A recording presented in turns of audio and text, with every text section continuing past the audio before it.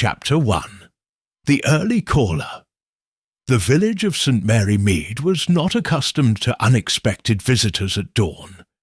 This particular May morning, with its gentle mist rising from the dew-laden gardens, seemed destined for the usual quiet routine that governed life in this corner of rural England. Miss Jane Marple, whose neat cottage stood at the edge of the village green, was already awake, as was her custom. She had risen with the first light to tend to her prized roses before the day's heat could wilt their delicate blooms. The elderly lady, with her snow-white hair arranged in a soft bun, and her pale blue eyes sharp behind wire-rimmed spectacles, was kneeling beside a particularly promising Alba rose when she heard the sound of rapid footsteps on the gravel path. Visitors seldom called before 8 o'clock, and Miss Marple's curiosity was immediately piqued. She straightened up slowly, one hand pressed against her back in acknowledgment of the stiffness that had become her constant companion in recent years. "Miss Marple! Oh, Miss Marple!" The breathless voice belonged to Lily Jenkins, the young woman who served as a housemaid at Gossington Hall, the largest estate in the area. Her face was flushed, her uniform askew, and her eyes wide with unmistakable distress. "My dear," said Miss Marple calmly, "whatever is the matter? Come inside and sit down. You look quite overcome." "It's Colonel Prothero, miss," gasped Lily, clutching at the garden gate. "He's dead, in the garden pavilion at the Hall. Dancing, he was, or that's how he looks. But he's dead as can be, and Mrs. Bantry sent me to fetch you right away, before the police arrive. She says you'll know what to do." Miss Marple's expression remained composed, but those who knew her well might have detected the slight narrowing of her eyes, a sign that her formidable intellect was already at work. "Dancing, you say? How curious. Let me fetch my hat and walking. Shoes! 1 moment, Lily." Within 5 minutes Miss Marple was making her way up the long drive to Gossington Hall, moving with surprising swiftness for a lady of her years. Lily hurried alongside, occasionally looking back as if afraid that death itself might be following in their wake. The elegant Georgian manor came into view, its symmetrical windows reflecting the early morning sun. On any other day, Miss Marple would have paused to admire Mrs. Bantry's magnificent rhododendrons, now in full bloom. Today, however, she merely noted that the front door stood ajar, unusual for a house where Mrs. Bantry ran a tight ship with her domestic staff. "This way, miss," said Lily, leading her around the side of the house toward the formal gardens, to the pavilion, where they were to have the midsummer dance tomorrow. The pavilion was a charming structure of white-painted wood, erected at the far end of the garden specifically for the annual midsummer dance that the Bantrys hosted for the village. As they approached, Miss Marple could see a small cluster of people. Mrs. Bantry, her husband Colonel Bantry, and the gardener, old Jenkins, standing in a tight group near the entrance. "Jane!" Mrs. Bantry cried, hurrying forward to grasp Miss Marple's hands. "Thank goodness you've come. The most dreadful thing, I was taking my morning constitutional through the gardens, inspecting the preparations for tomorrow, when I found him, Colonel Prothero, dead in the pavilion and in the strangest position." "The police have been called?" inquired Miss Marple. "Yes, Arthur telephoned immediately," Mrs. Bantry replied, nodding toward her husband. "Inspector Slack should be here shortly, but I wanted you to see Han before they arrive. You notice things, Jane. You always have." Miss Marple nodded, her face grave. "Show me then, Dolly." They entered the pavilion, which had been decorated with streamers and lanterns for the forthcoming dance. The polished wooden floor gleamed in the morning light streaming through the windows. In the centre of the room lay the body of Colonel Prothero.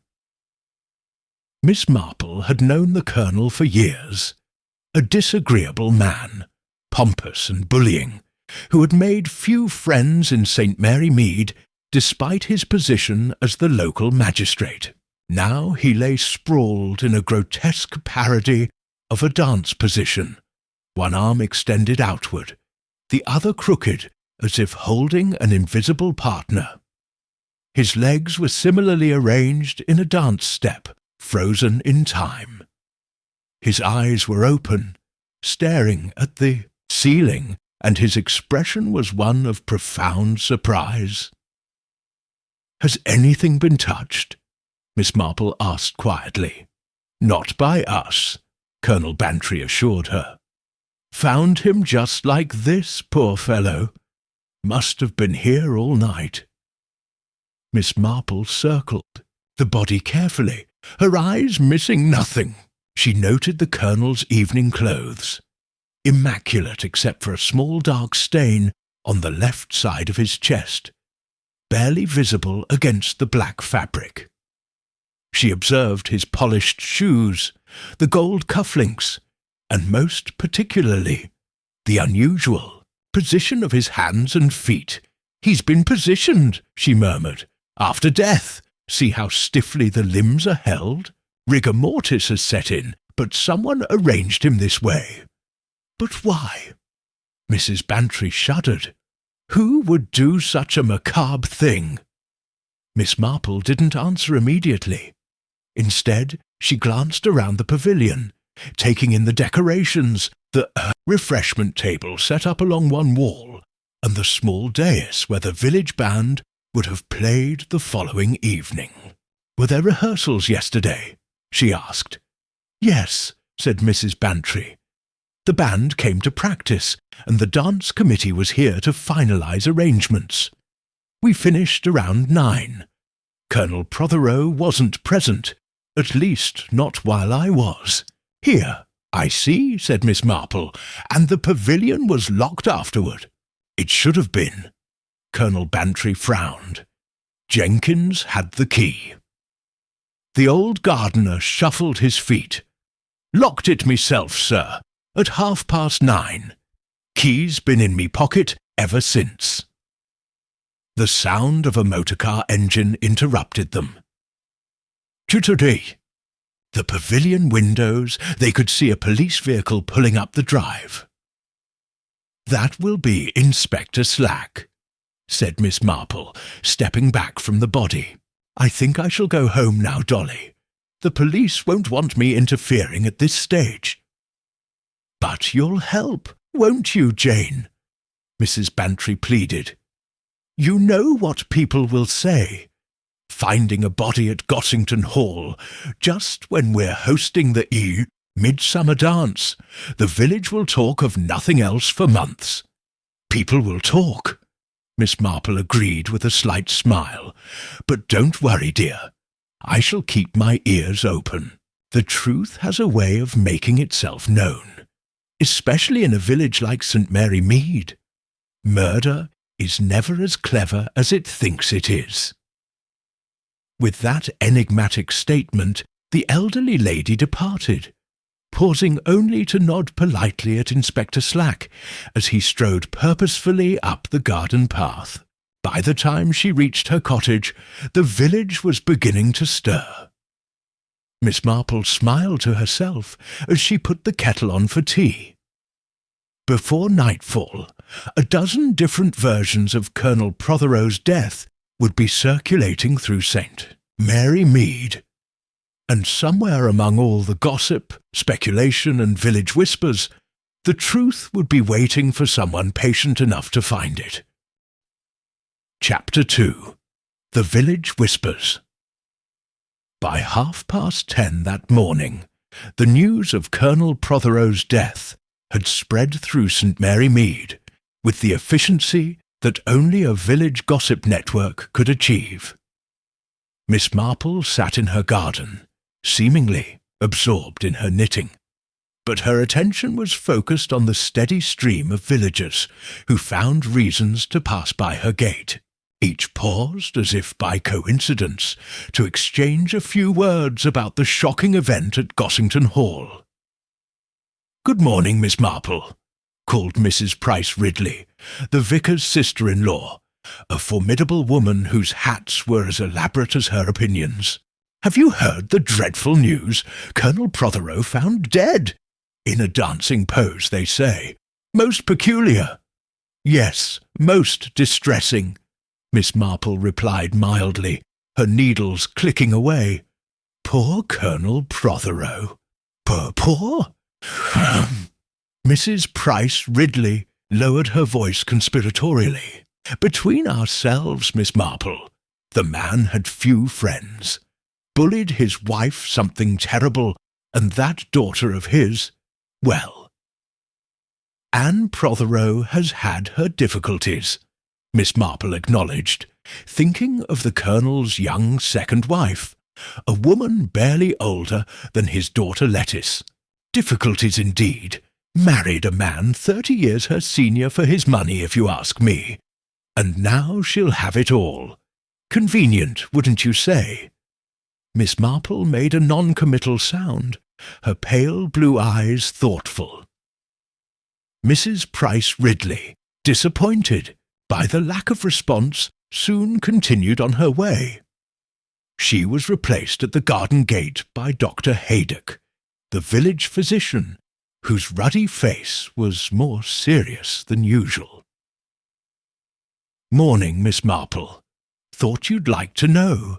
I've just come from examining Prothero, stabbed through the heart with a thin-bladed instrument. Death would have been almost instantaneous." "How terrible," murmured Miss Marple.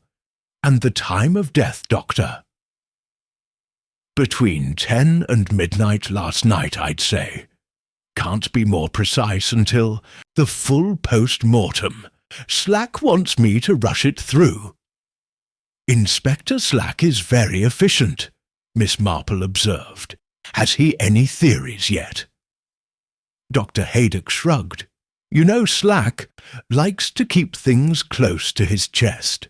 But between us, he's asked for Mrs. Prothero and Lawrence Redding to come in for questioning." "Lawrence Redding, the young artist?" "The same. Apparently he was at the pavilion yesterday evening, helping with the decorations. One of the last people to see the place before the murder." Miss Marple nodded, her expression unchanged, though her knitting needles briefly paused their rhythmic movement. "He's been painting Anne Prothero's portrait, I believe." "So they say," the doctor replied with a meaningful look. "Well, must be off. More patients to see." As the morning progressed, Miss Marple received a steady procession of visitors. Mrs. Hurst, the postmistress, reported that Colonel Prothero had received a mysterious letter the previous day. Gladys Brent, the maid at the Blue Boar Inn, confided that Lawrence Redding and Anne Prothero had been seen in deep conversation at in Shinapostjid, secluded corner of the inn's garden that same afternoon. By lunchtime, Miss Marple had pieced together the village's collective knowledge. Colonel Prothero had attended a parish council meeting until 8 o'clock the previous evening. He had then announced his intention to return home, but several people recalled seeing him walking in the direction of Gossington Hall instead. Lawrence Redding had been working late at the pavilion.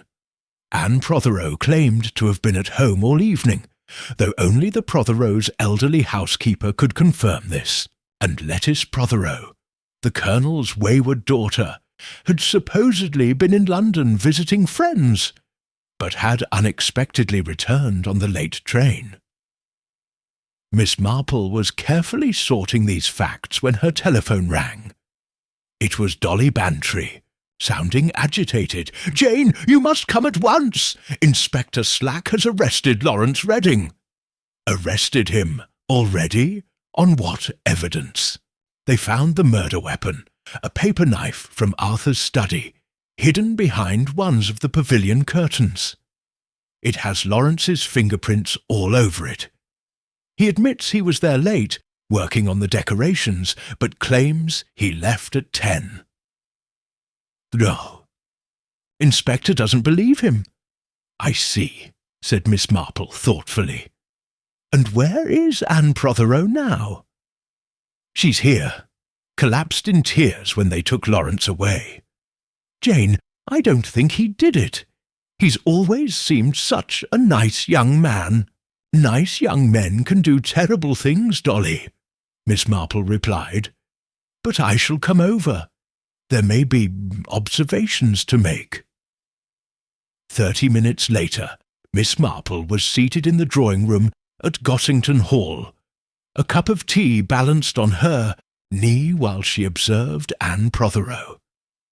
The young woman sat rigidly on the edge of a chaise longue, her face pale but composed. Her honey-blonde hair was arranged in a fashionable style, and her mourning clothes, presumably hastily acquired, were elegant and becoming. "It's absurd," Anne was saying. "Lawrence couldn't have killed my husband. Why would he? The inspector seems to think he has evidence suggesting a personal connection between you and Mr. Redding," Mrs. Bantry ventured delicately. A flash of something, fear perhaps, crossed Anne's face before she regained her composure. "We are friends, of course. He's been painting my portrait." "A very fine portrait, I'm sure," Miss Marple commented. "Mr. Redding is quite talented, though I did hear he's had financial difficulties recently." Anne's head turned sharply. "What has that to do with anything?" "Oh, nothing, nothing at all," Miss Marple smiled apologetically. "Just an old woman's rambling. Tell me, Mrs. Prothero, was your husband in the habit of visiting Gossington Hall in the evenings?" "Certainly not without invitation," Anne replied, stiffly. "Lucius was very particular about social protocol. Yet he came here last night," Miss Marple pointed out. "I wonder why?" Before Anne could answer, the drawing-room door opened to admit a striking young woman with tousled blonde hair and a defiant expression. Lettice Prothero swept into the room, barely acknowledging the other's presence.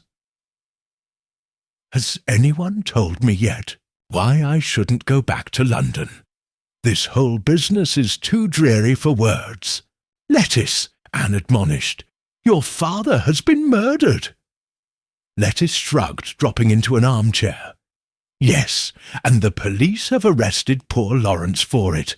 Utterly ridiculous." She fixed her gaze on Miss Marple. "You're the village detective, aren't you? The one who solves mysteries through knitting patterns or some such thing." Miss Marple smiled benignly. "I'm afraid I'm just an elderly lady with perhaps too much curiosity. But I do find that human nature is remarkably consistent. People remind me so often of other people I've known before." "And who do I remind you of, Miss Marple?" Lettice challenged. "Why, of young Sally Peters, who used to live in the village years ago," Miss Marple replied promptly, so determined to appear heartless, when really she cared too much. She went to great lengths to hide her feelings, especially when she was afraid. A flicker of unease crossed Lettice's face before she tossed her head dismissively. "Well, I'm not afraid, and I don't believe Lawrence killed father, though plenty of people had reason to want him dead." "Lettice, please," Anne interjected. "Oh, come now, Anne. You of all people know how impossible he was.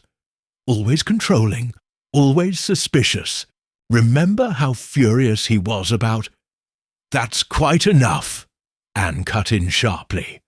"Miss Marple doesn't need to hear our family grievances."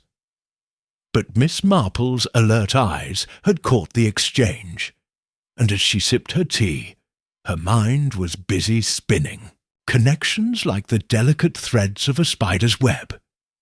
Already she was beginning to see a pattern emerging from the village whispers, a pattern that suggested Colonel Prothero's murder was far more complex than a simple crime of passion. Chapter 3. The Unexpected Clue. The afternoon sun cast long shadows across St. Mary Mead as Miss Marple made her way back from Gossington Hall.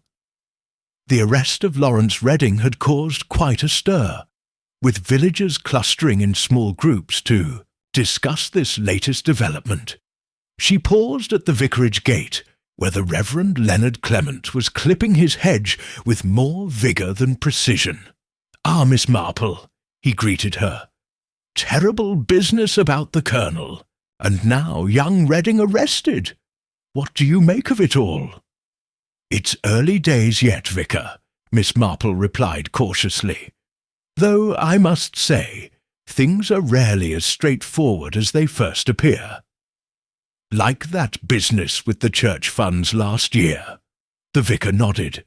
"Everyone was so quick to blame poor Martha, until you pointed out the discrepancy in the accounts." "Indeed, appearances can be most deceiving." Miss Marple hesitated. "Tell me, Vicar, did Colonel Prothero mention anything unusual at the parish council meeting last night?" The vicar frowned in concentration. He was his usual blustering self for most of it, but now you mention it, he did seem preoccupied toward the end, left in quite a hurry, saying he had an important appointment. "An appointment? Did he say with whom?" "No, just that he had received information that required immediate attention.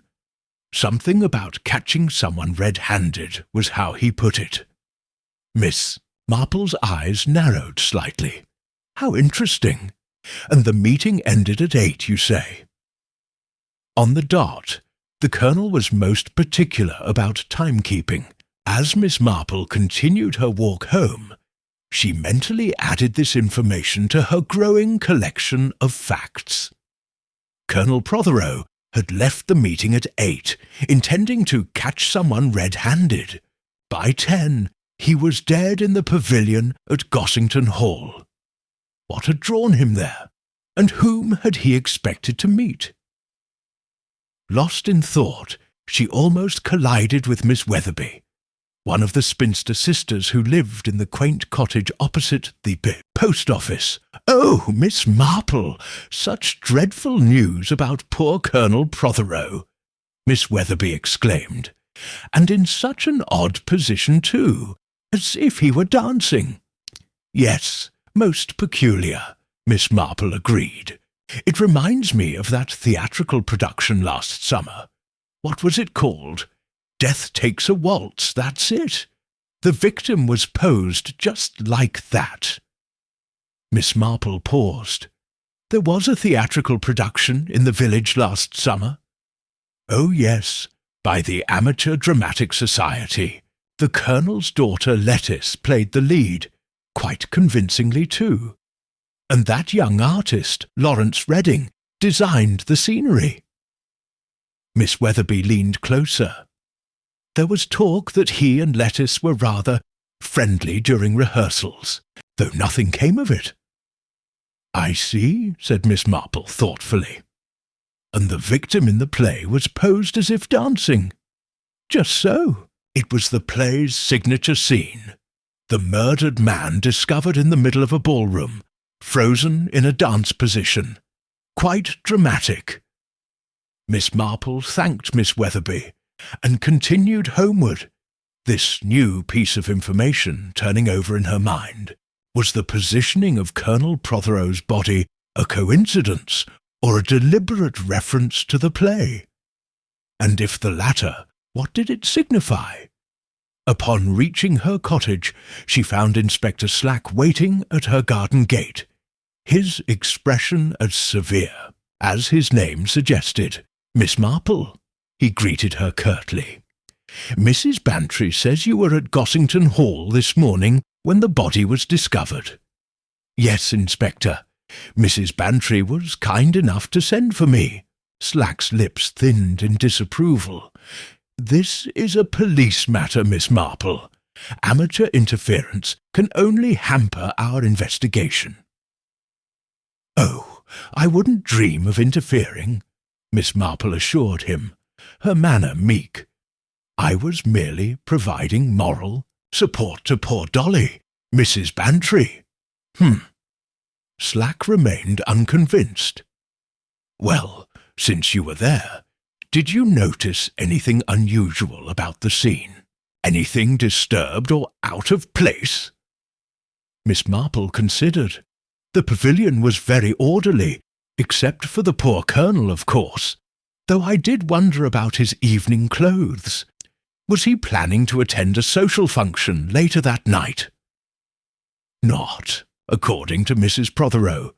She claims he intended to work in his study all evening. How curious! And his hands, they were positioned quite deliberately, weren't they? Almost as if performing a specific dance step. Slack's eyes narrowed. "How would you know what dance step, Miss Marple?"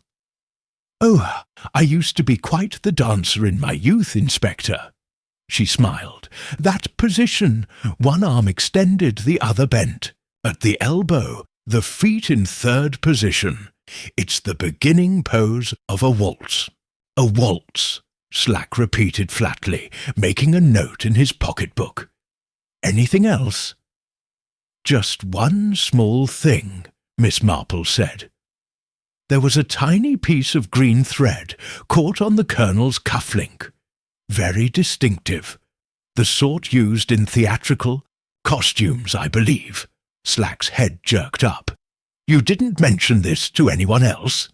"Only to you, Inspector," Miss Marple assured him. "I thought it might be important." After Slack departed, promising to check if the evidence team had collected the thread, Miss Marple settled in her garden with a fresh pot of tea. The village bustled with activity as news of Lawrence Redding's arrest spread. Through her garden gate she observed Lettice Prothero, striding purposefully toward the police station, her face set in grim determination. Minutes later, her telephone rang. It was Mrs. Bantry, sounding agitated.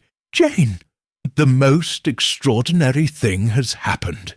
Lettice Prothero has just presented herself at the police station and confessed to murdering her father."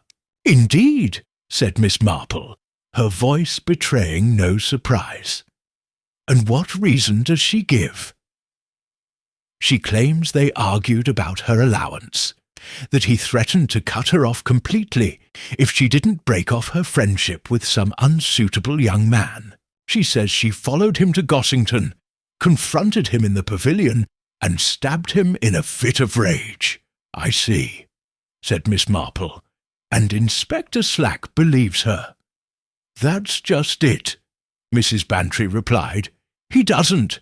Says her story doesn't match the evidence, but she's being most insistent." "How very interesting," murmured Miss Marple. "Tell me, Dolly, would you happen to have a programme from last year's Amateur Dramatic Society performance? Death Takes a Waltz, I believe it was called. I might do in the study somewhere." "But why on earth?" "It may be nothing," Miss Marple interrupted gently. "But I should like to see who was involved in that production. Would you mind looking it out for me?" After hanging up, Miss Marple sat quietly, her knitting needles moving automatically while her mind worked through the puzzle. 2 confessions for 1 murder. Lawrence Redding's fingerprints on the weapon. Lettice Prothero's insistence on her guilt. Both had been involved in a play featuring a murder victim posed in a dance position. Colonel Prothero, dressed for an evening he supposedly planned to spend working, had gone to Gossington Hall to catch someone red-handed. And then there was Anne Prothero, who stood to inherit the Colonel's considerable fortune. Anne, whose portrait Lawrence had been painting for weeks. Anne, who had been seen in deep conversation with Lawrence at the Blue Boar Inn just hours before the murder. The telephone rang again. This time it was Dr. Haydock. "Miss Marple thought you'd like to know. The post-mortem shows Prothero was killed between 10 and 10:30. Not earlier, not later. Stabbed once with great force, died instantly. Thank you, Doctor. That is most helpful." Miss Marple paused. "Tell me, was there anything unexpected in your findings?" There was a brief hesitation on the line. "Well, strictly speaking, I shouldn't share this, but knowing your discretion, there were traces of a sleeping draught in his system. Not enough to kill him, but certainly enough to make him drowsy and confused." "I see," said Miss Marple. "That is most illuminating."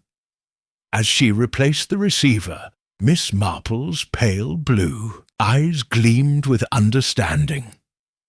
The pieces were beginning to fit together, forming a pattern that only she could see. A pattern of deception, misdirection, and a murder that was far more calculated than it first appeared. Chapter 4. Crossed Paths. The following morning brought no respite from the excitement that had gripped St. Mary Mead. Miss Marple, despite having slept poorly, was up at her usual early hour, tending to her garden while her mind continued to work through the puzzle of Colonel Prothero's murder. The village had been transformed overnight. Shutters that normally remained closed until a respectable hour were thrown open as residents sought the latest news, and the normally sedate High Street bustled with unusual activity. Inspector Slack, to everyone's surprise, had released both Lawrence Redding and Lettice Prothero after extensive questioning. The official police position, according to Constable Wells, who had stopped by Miss Marple's garden to check on her welfare, was that new evidence had emerged requiring further investigation before charges could be filed. "Most irregular," pronounced Mrs. Price Ridley, who had coincidentally chosen that moment to prune her hedge on the other side of Miss Marple's fence. First they arrest the young man, then the daughter confesses, and now both are walking free. One wonders if Inspector Slack knows what he's about. "I'm sure the inspector is being most thorough," Miss Marple replied mildly. "Murder investigations can be very complex." In my day, when someone confessed to a crime, they were held accountable. That Lettice girl has always been trouble. Too modern by half." Miss Marple made a non-committal sound and continued deadheading her roses. When Mrs. Price Ridley finally departed, she straightened up, wincing slightly at the twinge in her back, and made her way indoors to prepare for a visit to the vicarage. Reverend Clement's wife, Griselda, greeted her warmly, despite being decades younger than most of the village matrons. Griselda had taken a liking to Miss Marple's sharp wit and surprising insights. "Jane, I was hoping you'd call. Leonard told me you were asking about Colonel Prothero's behaviour at the parish council meeting. I've been thinking. He received a telephone call just before leaving. It seemed to upset him." "A telephone call at the vicarage?" Miss Marple inquired. "Yes, around 7:45. Leonard asked if he'd like to use the study for privacy, but he declined. just barked a few words into the receiver and hung up looking like thunder. Did you happen to overhear any of the conversation? Griselda hesitated. Well, I wasn't eavesdropping, exactly, but I did hear him say something like, "I'll be there. You'd better have proof this time." Very stern, he sounded. How interesting, murmured Miss Marple. And he left directly afterward? Almost immediately. Said something urgent had come up, and he had to deal with it personally. After a pleasant half-hour of tea and village gossip, during which Miss Marple learned that Anne Prothero had been seen visiting her solicitor in the neighbouring town that morning, she took her leave. Her next stop was the post office, where Mrs. Hurst was always a reliable source of information. The mysterious letter, Mrs. Hurst repeated when Miss Marple inquired. Oh, yes, the Colonel received it the day before his death. Hand-delivered it was, dropped through the letterbox rather than posted properly. How curious. And you're certain it was the day before? Absolutely. Young Fred, my nephew who helps with deliveries, saw it when he brought the Morning Post. Said it was written on that fancy blue paper that the gentry use. Blue paper. Miss Marple filed away this detail as she made her way to her final destination for the morning, the Blue Boar Inn, where she had arranged to meet Dr. Haydock for coffee. The doctor was already seated in a quiet corner when she arrived. "Miss Marple, good morning. I've ordered for both of us. Hope you don't mind." "Not at all, Doctor. Most thoughtful of you." Once the waitress had departed, Haydock leaned forward. "I've been thinking about what you said yesterday, about the sleeping draught in Prothero's system. There's something odd there." "In what way?" "The particular compound I found is prescription only and quite potent. Not something you'd take accidentally. I checked my records, and I haven't prescribed it to the Colonel or anyone in his household." "I see," said Miss Marple thoughtfully. "So someone deliberately administered it to him, before the stabbing, presumably." "Exactly. And there's something else. The fingerprints on the murder weapon weren't just Lawrence Redding's. They found Anne Prothero's as well." Miss Marple's eyebrows rose slightly. "Both their prints on the same weapon? How very curious." Slack kept that quiet initially. I think he was hoping to catch one of them in a lie. But with Lettice's confession throwing a spanner in the works, the situation's become rather complicated. Their conversation was interrupted by the arrival of Lettice Prothero herself, accompanied by a tall, angular woman in mannish tweeds, whom Miss Marple recognised as Miss Blacklock, the Colonel's sister-in-law from his first marriage. Lettice spotted them and approached, her expression defiant. "Dr. Haydock, Miss Marple. Discussing the case, are you? Don't let me interrupt." "Miss Prothero," Miss Marple acknowledged. "I heard the police released you. I'm glad." "Are you? I confessed to killing my father, you know. Most people would be rather horrified." "If you had indeed killed him, I'm sure I would be. But I don't believe you did." Lettice's carefully maintained bravado faltered momentarily. "What makes you so sure?" "Several things.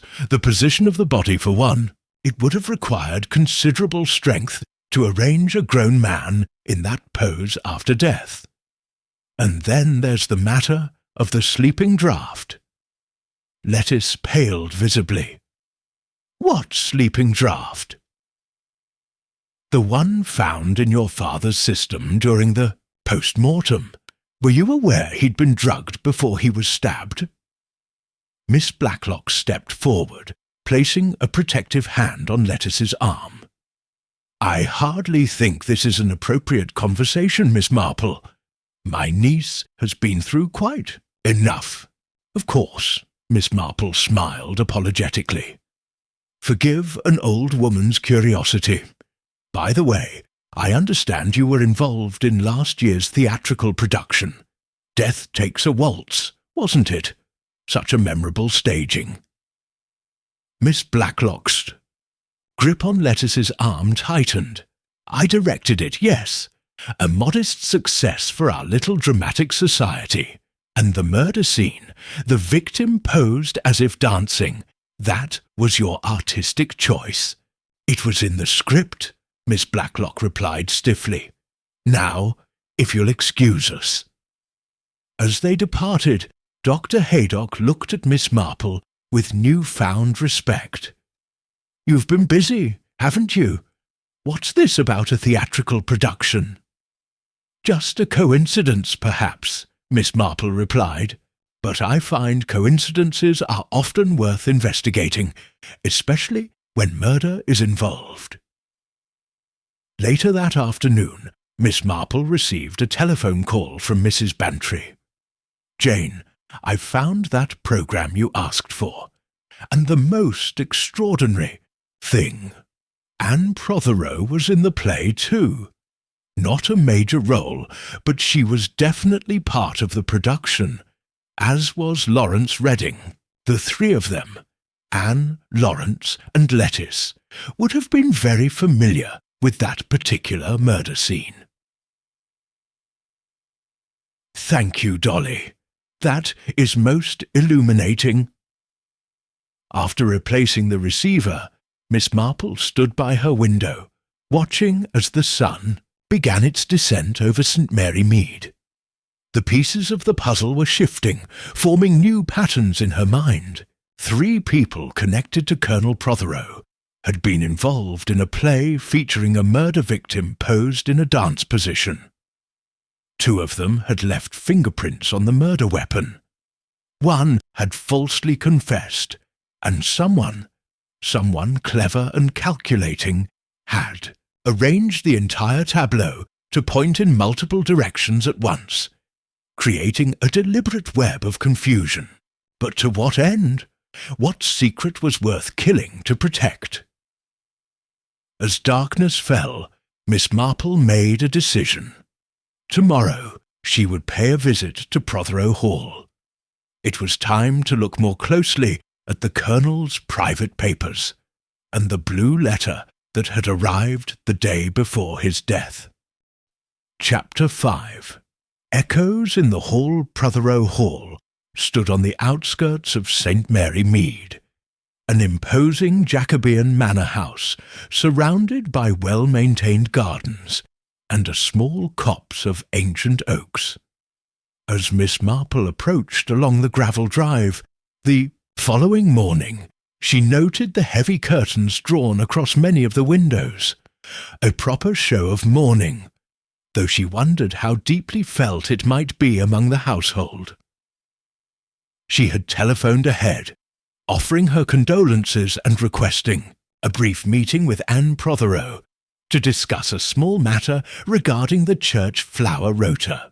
It was a harmless pretext, and one that would not raise suspicions in a village where such committees formed the backbone of social organization. The elderly housekeeper, Mrs. Simmons, answered the door with red-rimmed eyes. Unlike some in the Ike household, her grief appeared genuine. "Miss Marple, do come in. The mistress is in the morning room. She said I was to show you in directly." "Thank you, Mrs. Simmons. I hope I'm not intruding at such a difficult time." "Not at all, miss. It's good of you to call." The house feels that empty and strange without the Colonel's voice echoing through it. Miss Marple followed the housekeeper down the oak-panelled hallway, noting the ancestral portraits of Prothero's past. Stern-faced men and tight-lipped women who seemed to disapprove of the modern world intruding on their domain. The morning room, by contrast, was bright and airy. having been redecorated in the contemporary style since Anne's arrival as the Colonel's second wife 3 years earlier. Anne Prothero rose as Miss Marple entered. She wore a simple black dress that accentuated her slender figure, and though her eyes were shadowed, her composure was perfect. "Miss Marple, how kind of you to call. Mrs. Simmons, would you bring us some tea?" Once they were alone, Anne's calm demeanour slipped slightly. "I assume you're not really here about the flower rota." "No, my dear, I'm afraid not," Miss Marple admitted. "I wanted to speak with you privately, away from the village eyes and ears. About my husband's murder." It was a statement, not a question. "Yes, I believe you may be in danger, Mrs. Prothero." Anne's eyes widened. "In danger? Whatever do you mean? The person who killed your husband went to considerable trouble to create confusion, to cast suspicion in multiple directions at once. First Mr. Redding, then your stepdaughter. But I fear the true target may have been you all along." A flicker of something, fear, guilt, crossed Anne's face. "Why would anyone want to harm me?" "Perhaps because you stand to inherit a considerable fortune," Miss Marple suggested gently. "Or perhaps because someone believes you know something that could be dangerous to them." Anne's hands trembled slightly as she smoothed her skirt. "What is it you want from me, Miss Marple?" "The truth, if possible. But failing that, I'd like to see your husband's study. I understand he received a letter the day before his death, a letter on blue paper. I believe it may hold the key to understanding why he went to Gossington Hall that night." "His study is locked," Anne said. "Inspector Slack took the key." "I'm sure Mrs. Simmons would have a spare," Miss Marple smiled. "Efficient, housekeepers always do." After a moment's hesitation, Anne nodded. "Very well, but I shall accompany you." The Colonel's study was located at the rear of the house, a masculine sanctuary of leather and mahogany, untouched by Anne's modernizing influence. Heavy drapes blunted the morning sunlight, casting the room in perpetual twilight. Miss Marple noticed the desk immediately. A massive partner's desk positioned to face the door, allowing the Colonel to observe anyone who entered his domain. "My husband was very particular about his papers," Anne said. "No one was permitted to touch anything on his desk, not even Mrs. Simmons when she cleaned. And yet the letter on blue paper arrived here," Miss Marple mused, surveying the perfectly ordered desktop. "Where might he have kept such correspondence?" "He had a personal letterbox in the hall for his private mail," Anne replied. "Anything important would be locked in his safe." She indicated a small wall, safe partially hidden behind a painting of a hunting scene. "Do you have the combination?" Anne looked uncomfortable. "Yes, though I've never used it. Lucius made sure I knew it, in case of emergency. And this, I think, qualifies as an emergency," Miss Marple said firmly. With reluctance, Anne approached the safe and dialed the combination.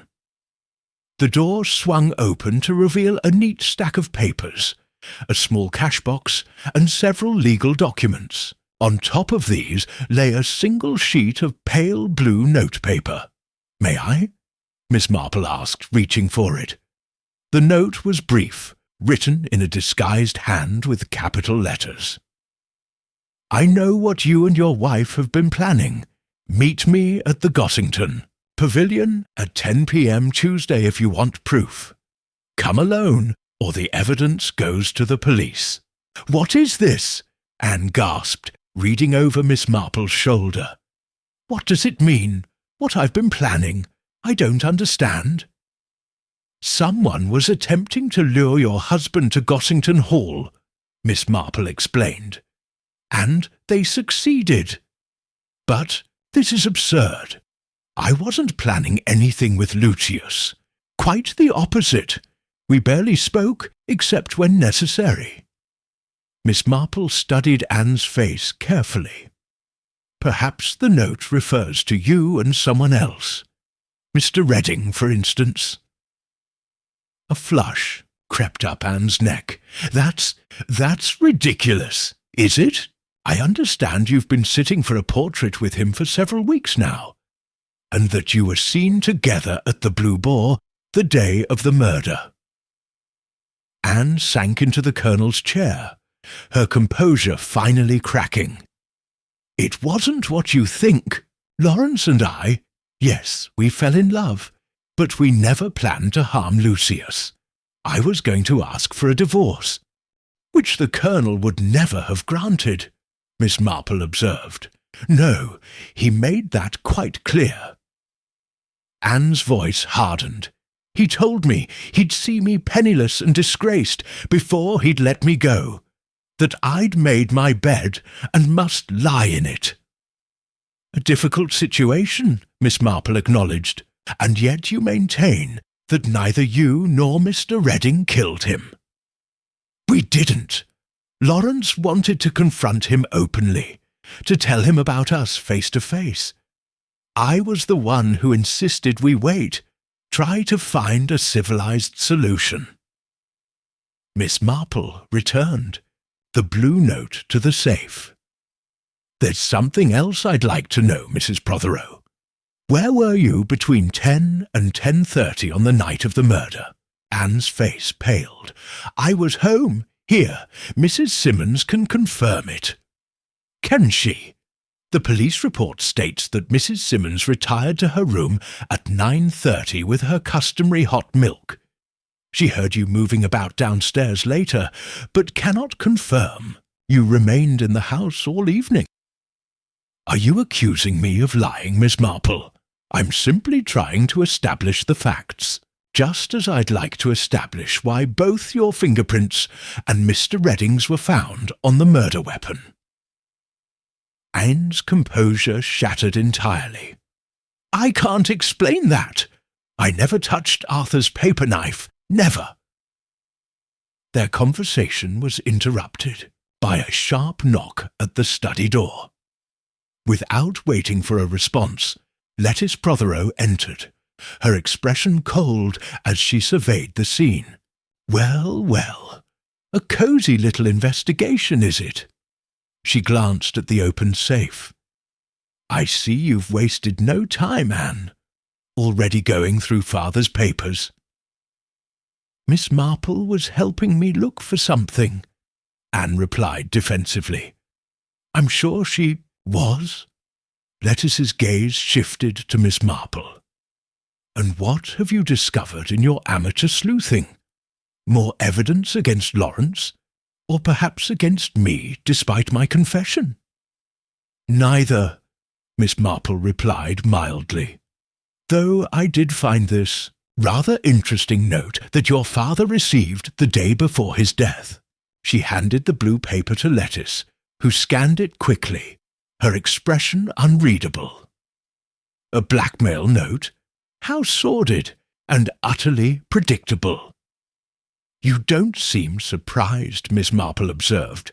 "Why should I be? Father made enemies everywhere. His business practices weren't exactly above board, and his personal life—" She cast a meaningful glance at Anne. "Well, let's just say he collected resentments like some men collect rare books." "Lettice, please," Anne began, but was cut off by the younger woman's harsh laugh. "Oh, save your breath. We both know what kind of man he was."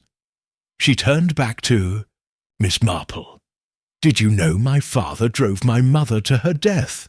Not directly, he was too clever for that. But his constant belittling, his affairs, his cold cruelty, it broke her.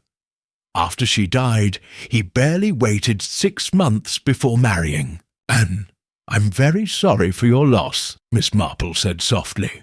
Are you? I'm not sure I am, not any more. Lettice's voice was brittle. But I didn't kill him, despite what I told the police. I wanted to confess because I thought Lawrence was innocent, that the real killer was going to escape while he took the blame.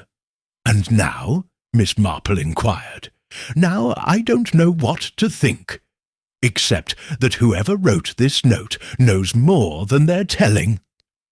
Lettice placed the blue paper back on the desk. I suggest you show this to Inspector Slack, Miss Marple. Let him earn his salary for once. With that, she swept from the room, leaving behind a tension so thick it seemed to press against Miss Marple's skin. Anne remained seated at the Colonel's desk, her face in her hands.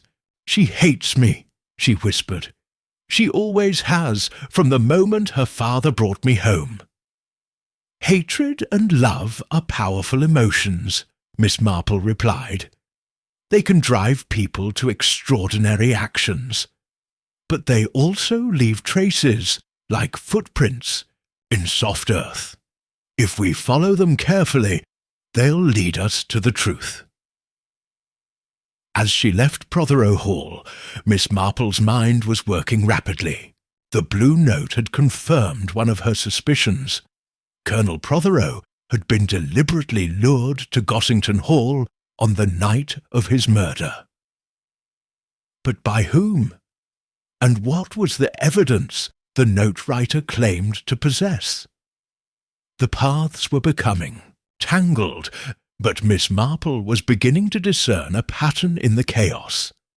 A pattern that pointed to a killer more calculating and more desperate than anyone in St. Mary Mead had yet imagined. Chapter 6. The Threads Intertwine. The afternoon following her visit to Prothero Hall, Miss Marple sat in her garden with her knitting, though her needles moved with less than their usual precision. Her mind was occupied with the tangled skein of facts, suspicions, and half-truths surrounding Colonel Prothero's murder. The blue note had been a significant discovery. Someone had deliberately lured the Colonel to Gossington Hall, suggesting they had evidence of a plot involving him and his wife. Yet Anne Prothero insisted she had been planning nothing more sinister than a divorce. Difficult and scandalous, certainly, but hardly criminal. Miss Marple's contemplation was interrupted by the arrival of Dr. Haydock, who pushed open her garden gate with a preoccupied air. Miss Marple, I hope I'm not disturbing you. I've just come from speaking with Inspector Slack, and I thought you might be interested in some new developments. Not at all, Doctor. Please, sit down. Would you care for some tea? Thank you. No, I can't stay long. He settled into the garden chair opposite her. Slack has been examining the financial aspects of the case. It seems Colonel Prothero was not nearly as wealthy as everyone supposed. Miss Marple's eyebrows rose. Indeed, I had always understood him to be quite comfortably situated. Apparently not. According to his solicitor, he had been living beyond his means for years. The estate is heavily mortgaged, and there are substantial debts. In fact, he was on the verge of having to sell Prothero Hall. How very interesting, murmured Miss Marple, her knitting forgotten in her lap. Did his wife know of these difficulties? That's unclear. Slack seems to think not, which rather undermines the financial motive for her involvement. Haydock hesitated. There's something else. The sleeping draught found in the Colonel's system. It's a prescription I wrote for Anne Prothero. 3 months ago, she complained of insomnia. I see, said Miss Marple thoughtfully.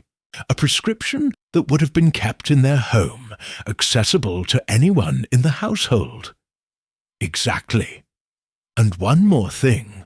Lawrence Redding has admitted that he and Anne were planning to run away together. They had train tickets booked for the day after the murder, to London, and then onward to Paris. They were eloping? Miss Marple's voice sharpened with interest. So it seems. Redding claims they never intended violence, that Anne was simply going to leave a letter for her husband explaining her decision. But the timing is certainly suggestive, Miss Marple finished for him. Thank you for sharing this, Doctor. It clarifies several points I've been puzzling over. After Haydock left, Miss Marple sat unmoving for several minutes, her mind working rapidly. Then, with sudden decision, she rose and walked briskly towards the vicarage.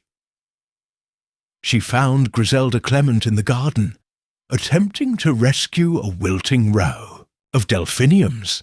Jane, how lovely to see you. I'm afraid I'm making rather a mess of these flowers. Leonard always says I have the opposite of a green thumb. They need more water and less sun, Miss Marple advised. But I haven't come about gardening. My dear, I wanted to ask you something about that telephone call Colonel Prothero received at the vicarage, the night he was killed. What about it? You mentioned he said something like, "I'll be there." You'd better have proof this time. I'm curious, had there been previous calls of a similar nature? Griselda frowned in concentration. Now you mention it, yes.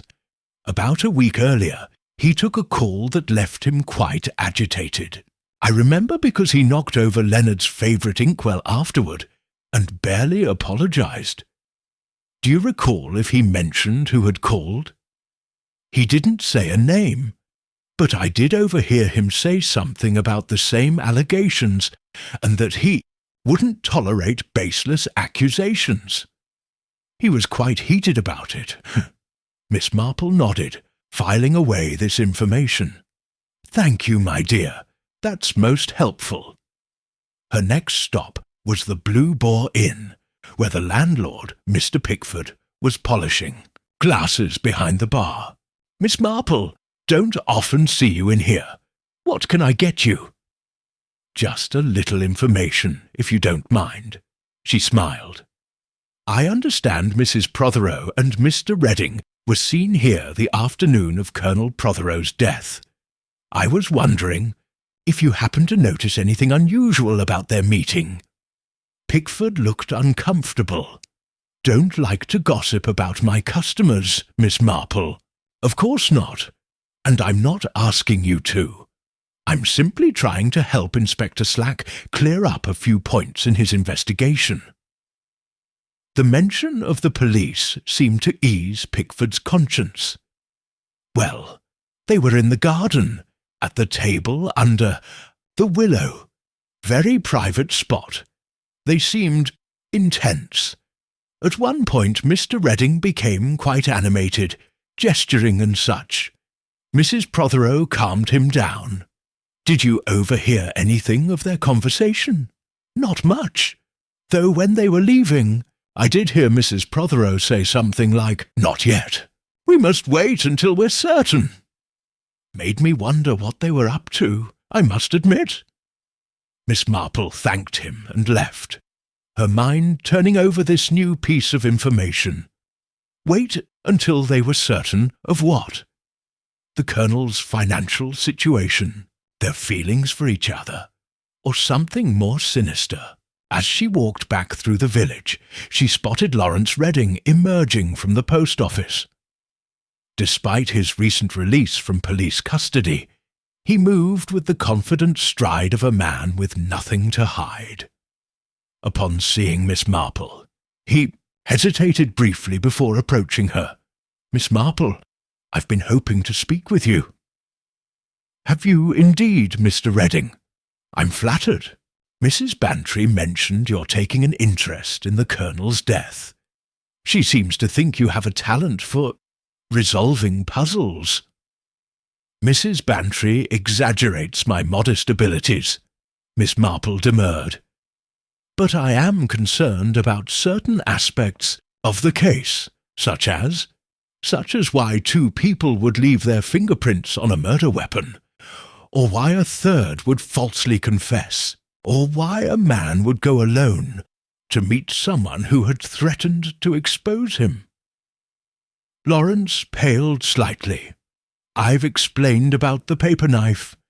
I used it earlier that day when I was helping with the decorations at Gossington Hall.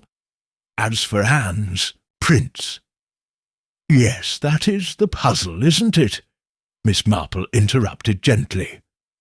"How did Mrs. Prothero's fingerprints come to be on a weapon kept in Colonel Bantry's study?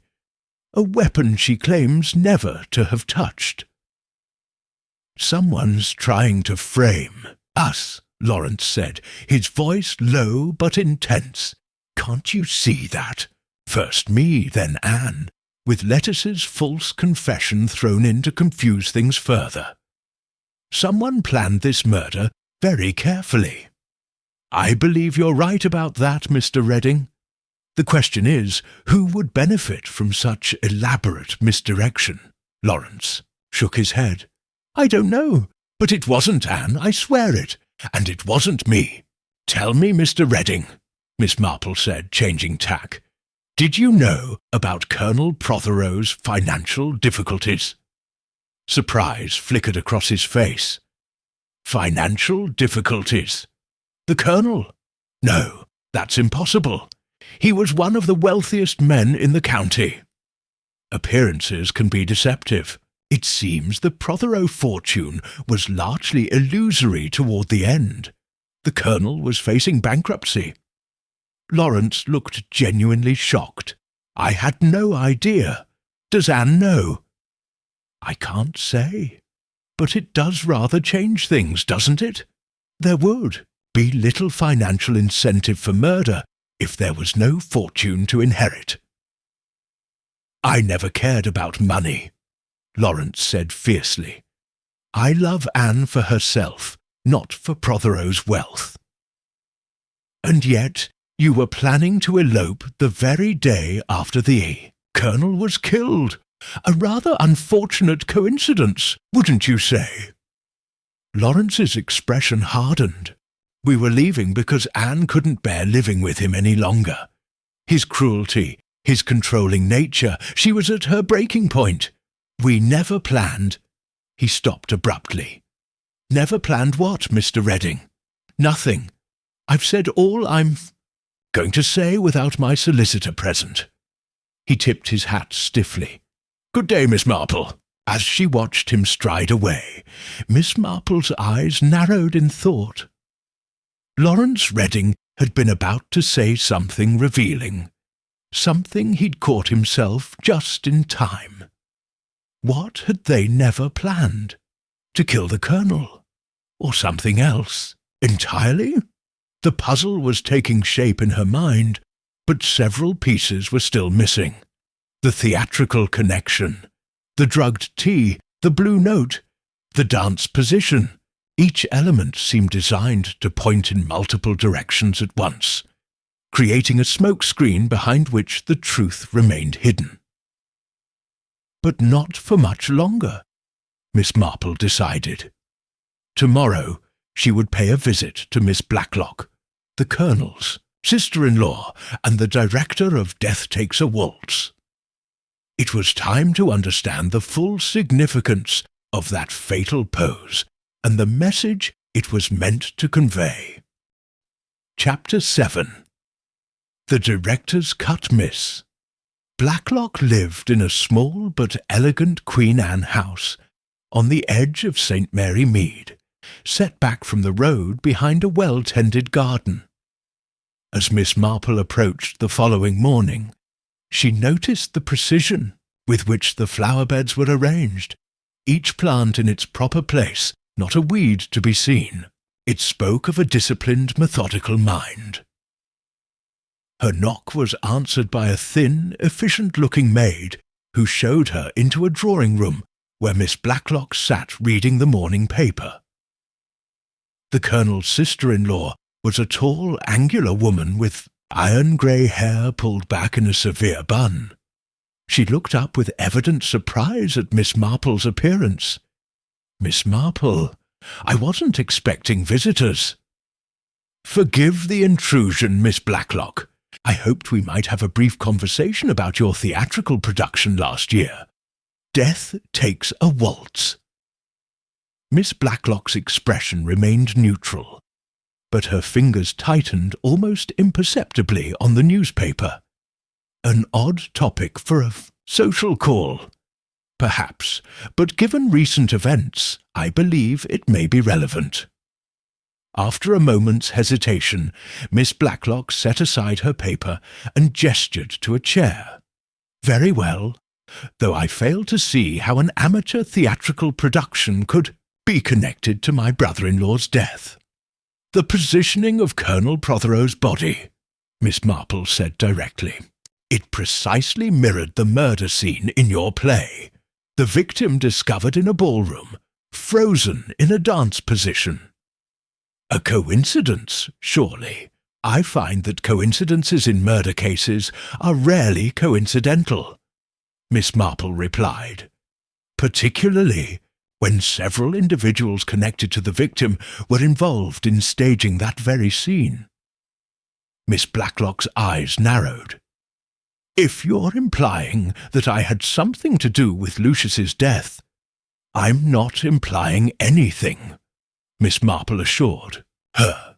"I'm simply gathering information. You were the director, I understand. The artistic vision was yours. The script called for the victim to be discovered on the ballroom floor. The dance position was my interpretation, yes. It created a more striking visual contrast, the stillness of death against the implied movement of the dance. Quite artistic," Miss Marple agreed, "and memorable, evidently. Tell me, how did Colonel Prothero react to the production?" A flicker of something, distaste, resentment, crossed Miss Blacklock's face. Lucius had little interest in the arts. He attended the final performance out of obligation, but made it clear he considered it a waste of time. Yet his daughter played the lead role. Yes, Lettice was quite talented. She inherited her mother's artistic sensibilities, not her father's pragmatism. Miss Blacklock's voice softened slightly when mentioning her deceased sister. "Helena, my sister, Lucius's first wife, was quite the pianist in her youth, before Lucius crushed that ambition out of her." "They were not happily married, then?" "Happy?" Miss Blacklock's laugh was brittle. "Helena withered away under Lucius's constant criticism and control. She became a shadow of herself, anxious and apologetic. When she died, I promised myself I would look after Lettice, ensure she didn't suffer the same fate. A natural protective instinct." Miss Marple nodded. "And Mrs. Prothero, Anne, how did she fit into your theatrical society?" Miss Blacklock's expression hardened again. "She had a minor role. She's not particularly talented, but Lucius insisted she participate. He liked to maintain the illusion of being a supportive husband in public." "And Lawrence Redding? I understand he designed the scenery." "Yes, he's quite skilled artistically. He and Lettice worked closely together on the production." Miss Blacklock paused. "Too closely, in Lucius's opinion. He forbade Lettice from seeing Redding afterward, claimed he was an unsuitable influence." Miss Marple digested this information. "The play featured a murder victim posed in a dance position. Who was the murderer in your production?" For the first time, Miss Blacklock seemed genuinely uncomfortable. It was a surprise revelation, part of the dramatic tension. The apparent villain turned out to be innocent, while the least suspected character, a seemingly meek, overlooked woman, was revealed as the killer. "How intriguing," Miss Marple commented. "Art imitating life, perhaps, or the reverse." Miss Blacklock stood abruptly. "I'm afraid I have an appointment shortly, Miss Marple. Was there anything else?" "Just one small question. Did you happen to see Colonel Prothero on the day of his death?" "No, I've been preparing for a trip to London. The last time I saw Lucius was at the parish council meeting the previous week." "I see. Thank you for your time, Miss Blacklock." As Miss Marple rose to leave, her gaze fell on a small desk in the corner where a writing set was arranged, including several sheets of pale blue notepaper matching the colour of the anonymous note found in Colonel Prothero's safe. Walking back through the village, Miss Marple's mind was busy with this new information. Lawrence Redding and Lettice Prothero had worked closely together on the play, potentially forming a connection that the Colonel had later forbidden. The murder scene that had been recreated with the Colonel's body had been Miss Blacklock's artistic vision. And Miss Blacklock, who clearly harboured deep resentment toward her brother-in-law for his treatment of her sister, possessed blue notepaper identical to that used for the luring note. Lost in thought, she nearly collided with Anne Prothero, who was emerging from the solicitor's office with a distracted air. "Mrs. Prothero, I'm so sorry. I wasn't watching where I was going." "Miss Marple, no harm done." Anne looked pale and drawn, the strain of the past few days evident in the shadows beneath her eyes. "You've been to see Mr. Beddoes?" Miss Marple inquired, nodding toward the solicitor's office. "Yes, there are arrangements to be made." Anne hesitated. "Miss Marple, about yesterday, the blue note. Have you shown it to Inspector Slack?" "Not yet. I thought it best to gather a little more. Information first. What sort of information?" "About your husband's financial situation, for one thing. I understand it was not as secure as generally believed." Amy's expression confirmed the truth of this. "Lucius kept it from me as long as he could. I only discovered the extent of our difficulties a few weeks ago when I overheard him arguing with the bank manager on the telephone. The estate is heavily mortgaged. The investments have failed. There's almost nothing left." "How distressing for you," Miss Marple sympathized, "especially with your plans to leave with Mr. Redding." Anne looked startled. "How did you— Village gossip travels quickly, my dear. Was Mr. Redding aware of the financial situation?" "No," Anne admitted. "I couldn't bring myself to tell him. He's so proud, Lawrence. He would have insisted on supporting me entirely on his artist's income, which is precarious at best." "So you delayed your departure?" "We had planned to leave next month, when Lawrence received payment for a commission. But then—" She stopped, abruptly. "Then what, Mrs. Prothero?" "Nothing. It doesn't matter now." Anne straightened her shoulders. "If you'll excuse me, Miss Marple, I should be getting back to the hall. Lettice is alone there, and we're trying to come to an understanding." As Anne walked away, Miss Marple reflected on this additional piece of the puzzle.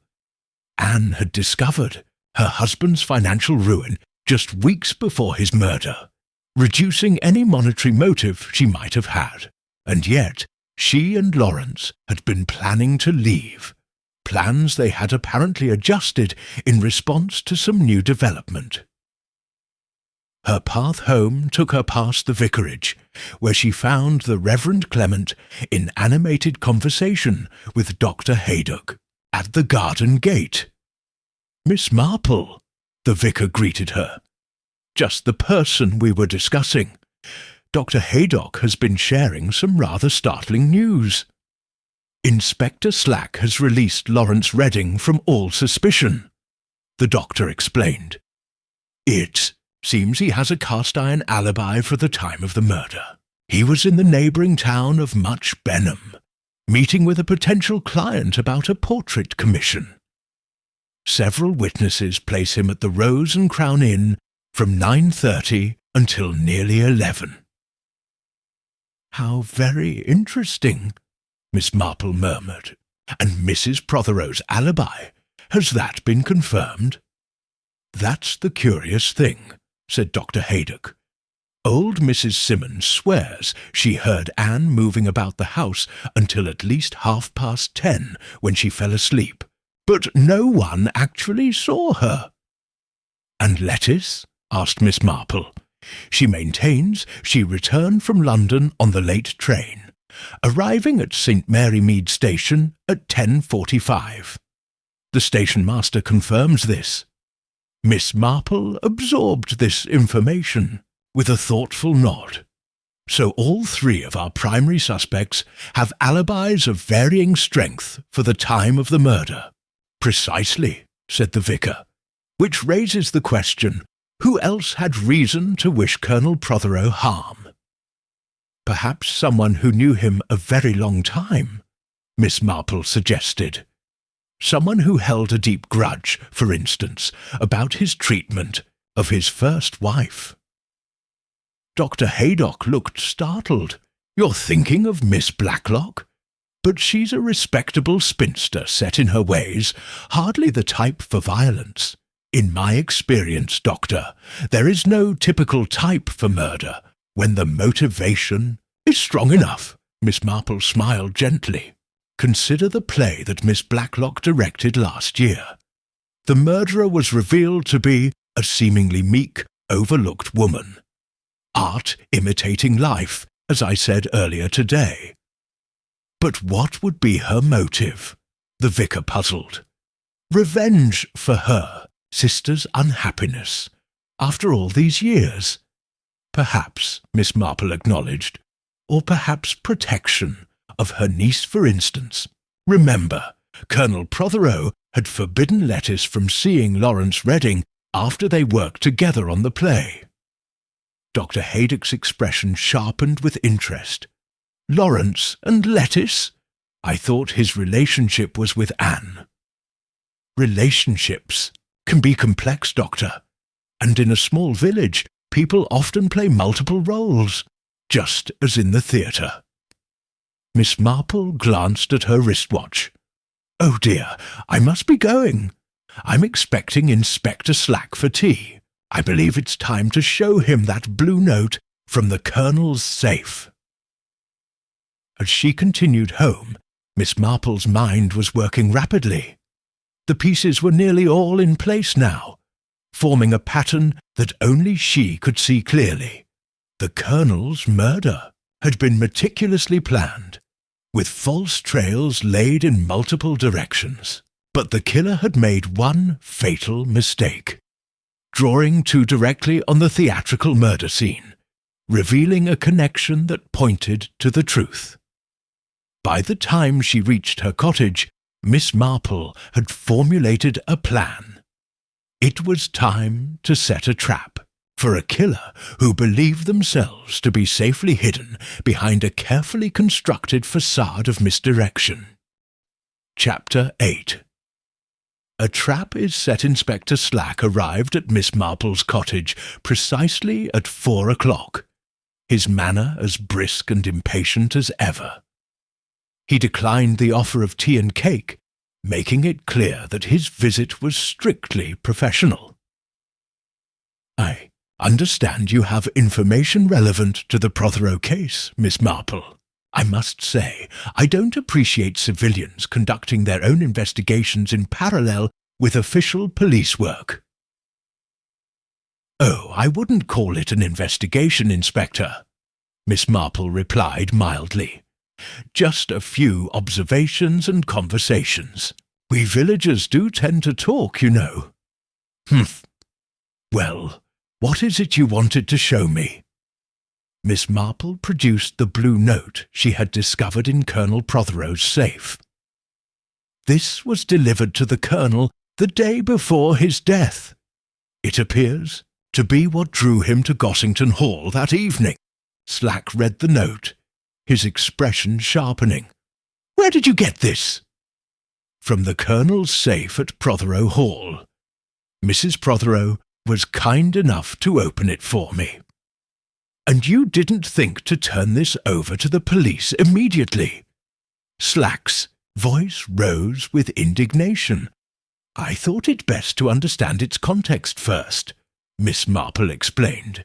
"The note refers to some plan involving the Colonel and his wife, yet Mrs. Prothero denies any knowledge of such a plan." "Of course she would," Slack muttered. "This changes things. It's clearly a blackmail note, designed to lure Prothero to the pavilion." "Precisely my conclusion," Miss Marple nodded. "And I believe I know who wrote it." Slack's eyes narrowed.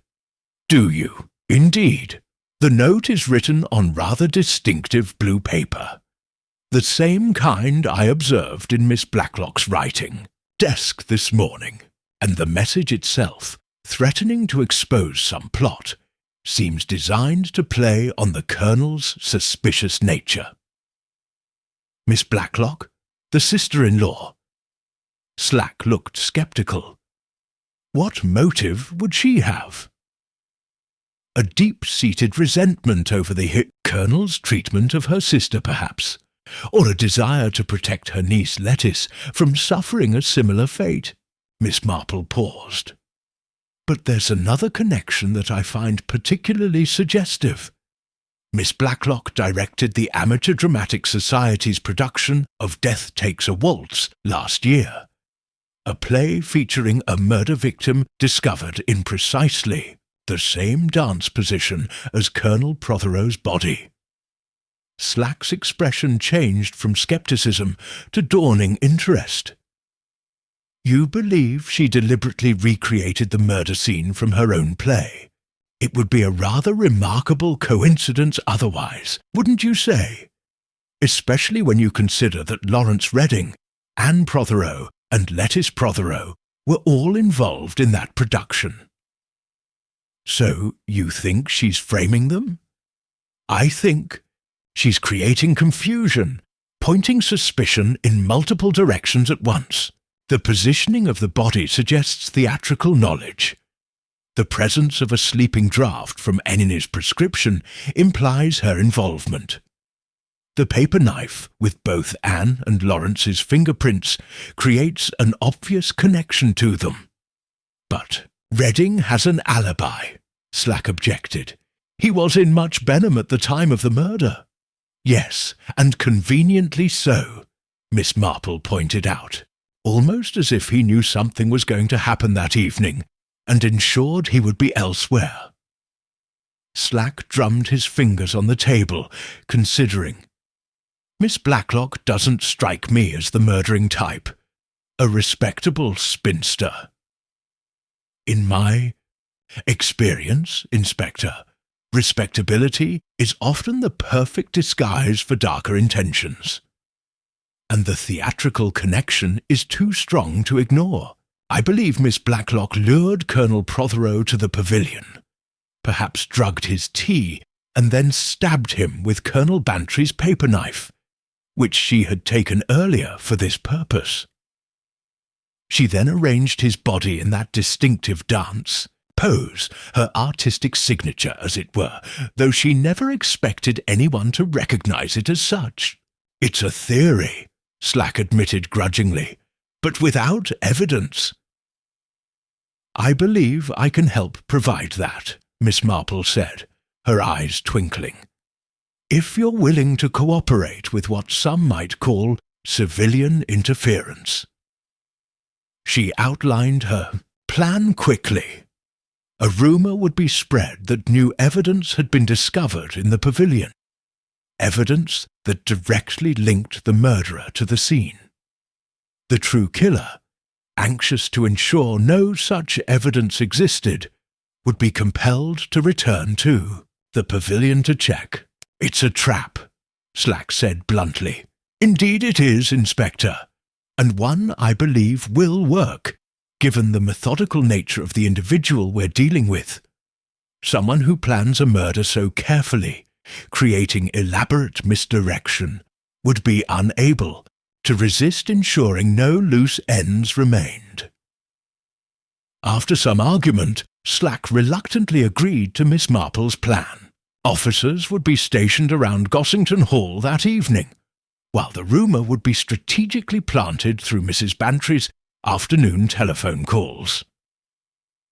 "I still think you're barking up the wrong tree with Miss Blacklock," Slack grumbled as he prepared to leave. "But I suppose it costs nothing to set the trap." "We shall see, Inspector," Miss Marple replied serenely. "We shall see." After Slack departed, Miss Marple made her own preparations. She telephoned Mrs. Bantry to set the rumour in motion, then sat down to compose a brief note of her own, which she asked her faithful gardener to deliver to Lawrence Redding's cottage. Remainder of the afternoon passed quietly. Miss Marple worked on her knitting, periodically glancing out of her window at the village street beyond. Just before 6 o'clock, she observed Lawrence Redding walking briskly in the direction of Prothero Hall, precisely as she had anticipated. The evening shadows were lengthening when Miss Marple set out for Gossington Hall, taking her usual route, through the village and then along the quiet country lane that led to the Bantry's estate. She had informed neither Inspector Slack nor Mrs. Bantry of her intention to be present when the trap was sprung. Some things, she felt, were best observed first-hand. The gardens at Gossington were deserted as she made her way quietly toward the pavilion. Police officers were concealed at strategic points around the property, though Miss Marple's sharp eyes picked out Constable Wells rather easily behind a particularly inadequate rhododendron bush. The pavilion itself stood silent in the gathering, dusk, its white-painted structure gleaming faintly in the last of the daylight. Miss Marple approached cautiously, then positioned herself behind a large ornamental planter, from which she could observe the entrance without being immediately visible. She did not have long to wait. Within 10 minutes, a figure approached from the direction of the house, not with the furtive movement of someone engaged in suspicious activity, but with the confident stride of a person who had every right to be there. Miss Marple smiled to herself, just as she had expected. Anne Prothero entered the pavilion without hesitation, carrying a small leather case. From her hiding place, Miss Marple could see her moving purposefully around the interior, examining the floor and walls with careful attention. After several minutes, Anne knelt and began prying up one of the floorboards near the centre of the room, the spot where Colonel Prothero's body had been found. Miss Marple chose this moment to emerge from her concealment and step into the pavilion. "Good evening, Mrs. Prothero. Looking for something?" Anne's head jerked up, her face paling dramatically in the dim light. "Miss Marple, what are you doing here?" "The same as you, I imagine, searching for evidence." Miss Marple moved closer, her eyes fixed on the leather case Anne had brought with her. "Though unlike you, I believe I've already found what I was looking for." Anne stood slowly, her expression hardening from shock to calculation. "I don't know what you mean." "I think you do," Miss Marple replied gently. The blue notepaper wasn't Miss Blacklock's after all, was it? It was yours. You wrote the note that lured your husband here that night. That's absurd, Anne protested, though her voice lacked conviction. Not at all. You discovered your husband was nearly bankrupt, which rather changed your plans to leave with Lawrence Redding. A divorce would leave you with nothing, while widowhood, particularly if you could direct suspicion elsewhere, might at least secure Prothero Hall itself. You can't prove any of this. Perhaps not, Miss Marple acknowledged, but Inspector Slack might be interested in whatever you're concealing beneath that floorboard. Something incriminating, I presume, that you couldn't risk being discovered. Anne's hand moved to the leather case, her fingers tightening around its handle. It has nothing to do with Lucius's death. Then you won't mind if we examine it together, Miss Marple suggested, stepping forward. What happened next occurred with startling swiftness. Anne lunged forward, swinging the leather case at Miss Marple's head with unexpected force. The elderly lady, though prepared for some reaction, was caught off guard by the ferocity of the attack. She stumbled backward, losing her balance and falling heavily against one of the pavilion's support columns. Anne stood over her, breathing hard, the case still clutched in her hand. "I'm sorry, Miss Marple. Truly I am. But I can't let you ruin everything now." "It's already ruined, my dear," Miss Marple replied calmly, despite the throbbing pain in her shoulder. "Inspector Slack and his men are surrounding the pavilion as we speak. They've heard every word." As if on cue, Inspector Slack's voice rang out from the entrance. "Anne Prothero, you're under arrest for the murder of Colonel Lucius Prothero." Anne's shoulders sagged in defeat as police officers entered the pavilion. Constable Wells helped Miss Marple to her feet, while Slack approached the loose floorboard Anne had been examining. "What's under here, then?" he demanded, prying it up completely. The hiding place contained a small packet wrapped in oilskin. Slack unwrapped it carefully to reveal a blood-stained glove and a hypodermic needle. "The murder weapon wasn't the paper knife at all," Miss Marple explained, rubbing her injured shoulder. "That was merely a diversion, placed there afterward, with the appropriate fingerprints. The real weapon was that needle, used to inject air directly into the Colonel's heart after he had been drugged into semi-consciousness, a method that would leave almost no trace, especially if the post-mortem wasn't specifically looking for it." Anne remained silent as Slack placed her under arrest, her expression a mixture of resignation and bitter disappointment.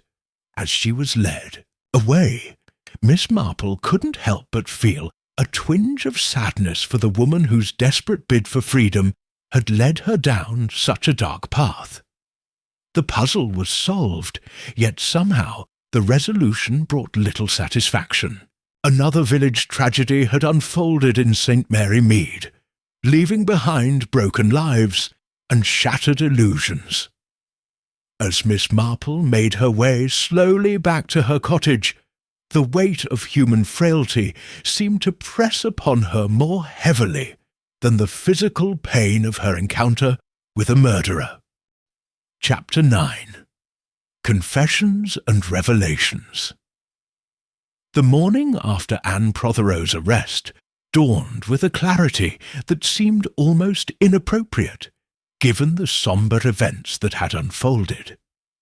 Miss Marple sat in her drawing-room, a cup of tea cooling beside her as she received Inspector Slack's visit with quiet composure, despite the painful bruising on her shoulder. "You took a considerable risk last night, Miss Marple," Slack began, his tone hovering between professional disapproval and reluctant admiration. "You might have been seriously injured." "Perhaps," she acknowledged with a slight smile. "But I felt it necessary to be present. There are some things one simply must observe first-hand. Well, your instincts were correct, I'll give you that." Slack consulted his notebook. "Anne Prothero has confessed to everything. The sleeping draught, in the Colonel's tea, the injection of air directly into his heart, the deliberate positioning of the body, all of it. And her motive? Financial desperation, primarily. She discovered the Colonel's bankruptcy only a few weeks ago and realized that divorce would leave her destitute. But there was more to it than that." Slack looked uncomfortable. It seems the Colonel was not a kind husband in private. There had been incidents of cruelty, both physical and psychological. "Yes, I had surmised as much," Miss Marple said quietly. "Bullies rarely restrict their behaviour to one arena of life. His public pomposity and domineering manner were merely the visible aspects of a more deeply flawed character." "Still doesn't justify murder," Slack pointed out. "No, indeed it doesn't," Miss Marple agreed. "But it does help us understand the desperation that drove her to such an extreme act." Slack frowned. "What I still don't understand is how you knew it was her all along. I was convinced we were looking at either Redding or the daughter." "Which was precisely what Mrs. Prothero intended," Miss Marple explained. "The entire murder was designed to create maximum confusion, to point suspicion in multiple directions simultaneously. The theatrical positioning of the body suggested someone familiar with the play, which included Lawrence, Lettice, and Miss Blacklock. The paper knife with Lawrence and Anne's fingerprints created an obvious line of inquiry. Lettice's false confession was unexpected, but added another layer of confusion. But how did you see through it all?" "Several small details didn't quite fit," Miss Marple said thoughtfully. "For one, the blue note that lured the Colonel to Gossington Hall was too perfect. Exactly the sort of bait that would appeal to his suspicious nature. And then there was the matter of the dance position. Anne claimed never to have been interested in the theatrical production, yet according to Miss Blacklock she had participated in it, albeit in a minor role, and the sleeping draught. That was perhaps her first mistake. Using her own prescription made a connection that could eventually be traced back to her. But her most revealing error was her reaction when I mentioned the Colonel's financial difficulties. She wasn't surprised. She already knew, yet she hadn't shared this information with Lawrence Redding, despite their plans to elope together. Slack nodded slowly. "And the business with the floorboard? How did you know she'd hidden evidence there?" "I didn't, not specifically," Miss Marple admitted, "but I knew there must be physical evidence that she couldn't risk being discovered, something she couldn't dispose of entirely, but needed to keep hidden. The pavilion floor was the logical place, given that it was about to be filled with dancers for the midsummer event. No one would notice if a board had been recently disturbed. Clever, Slack conceded, but dangerous. She might have killed you, too.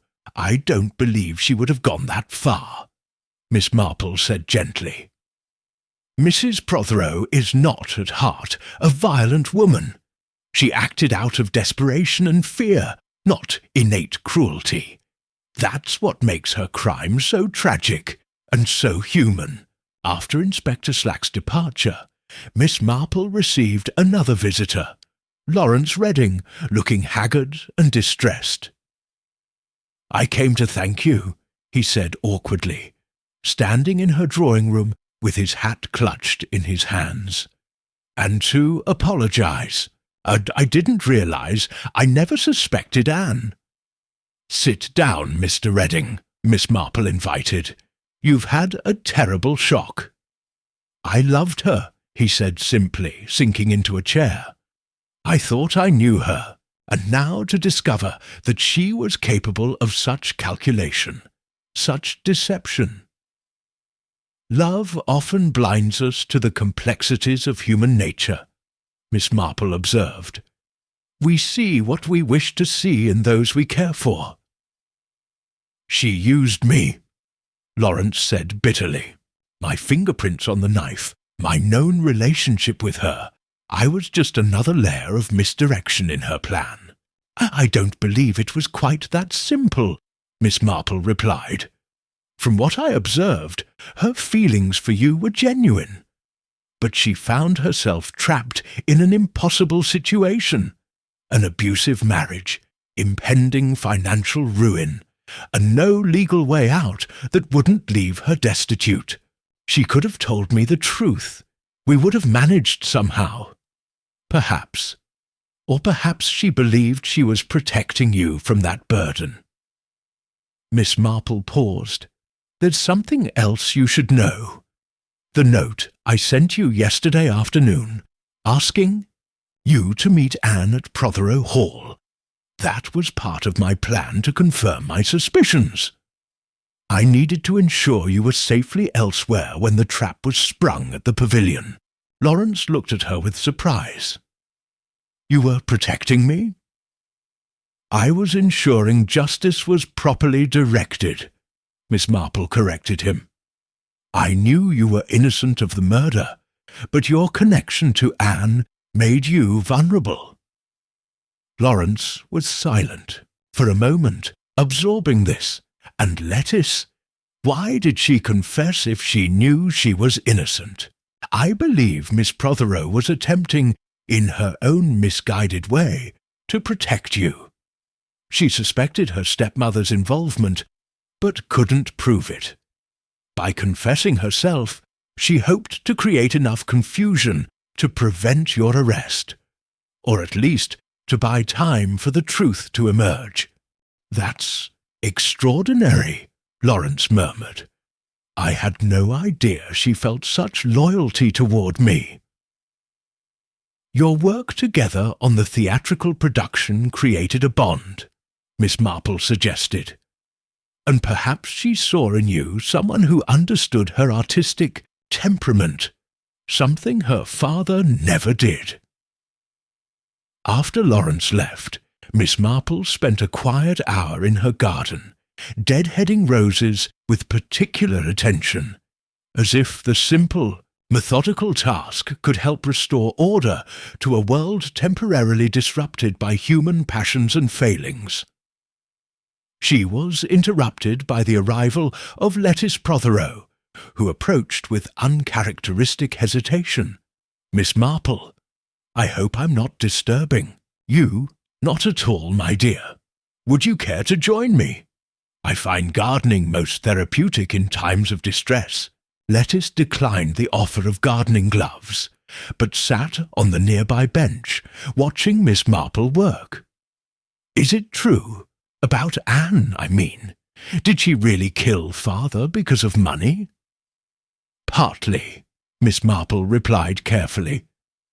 "Though I believe there were many factors that drove her to such a desperate act. Your father was not an easy man to live with." "No, he wasn't," Lettice agreed flatly. "He crushed people.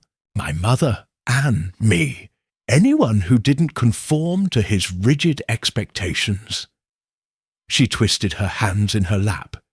"I hated him sometimes, but I never wanted him dead."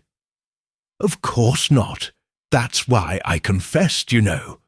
I thought Lawrence had done it for Anne, for love. I wanted to protect him."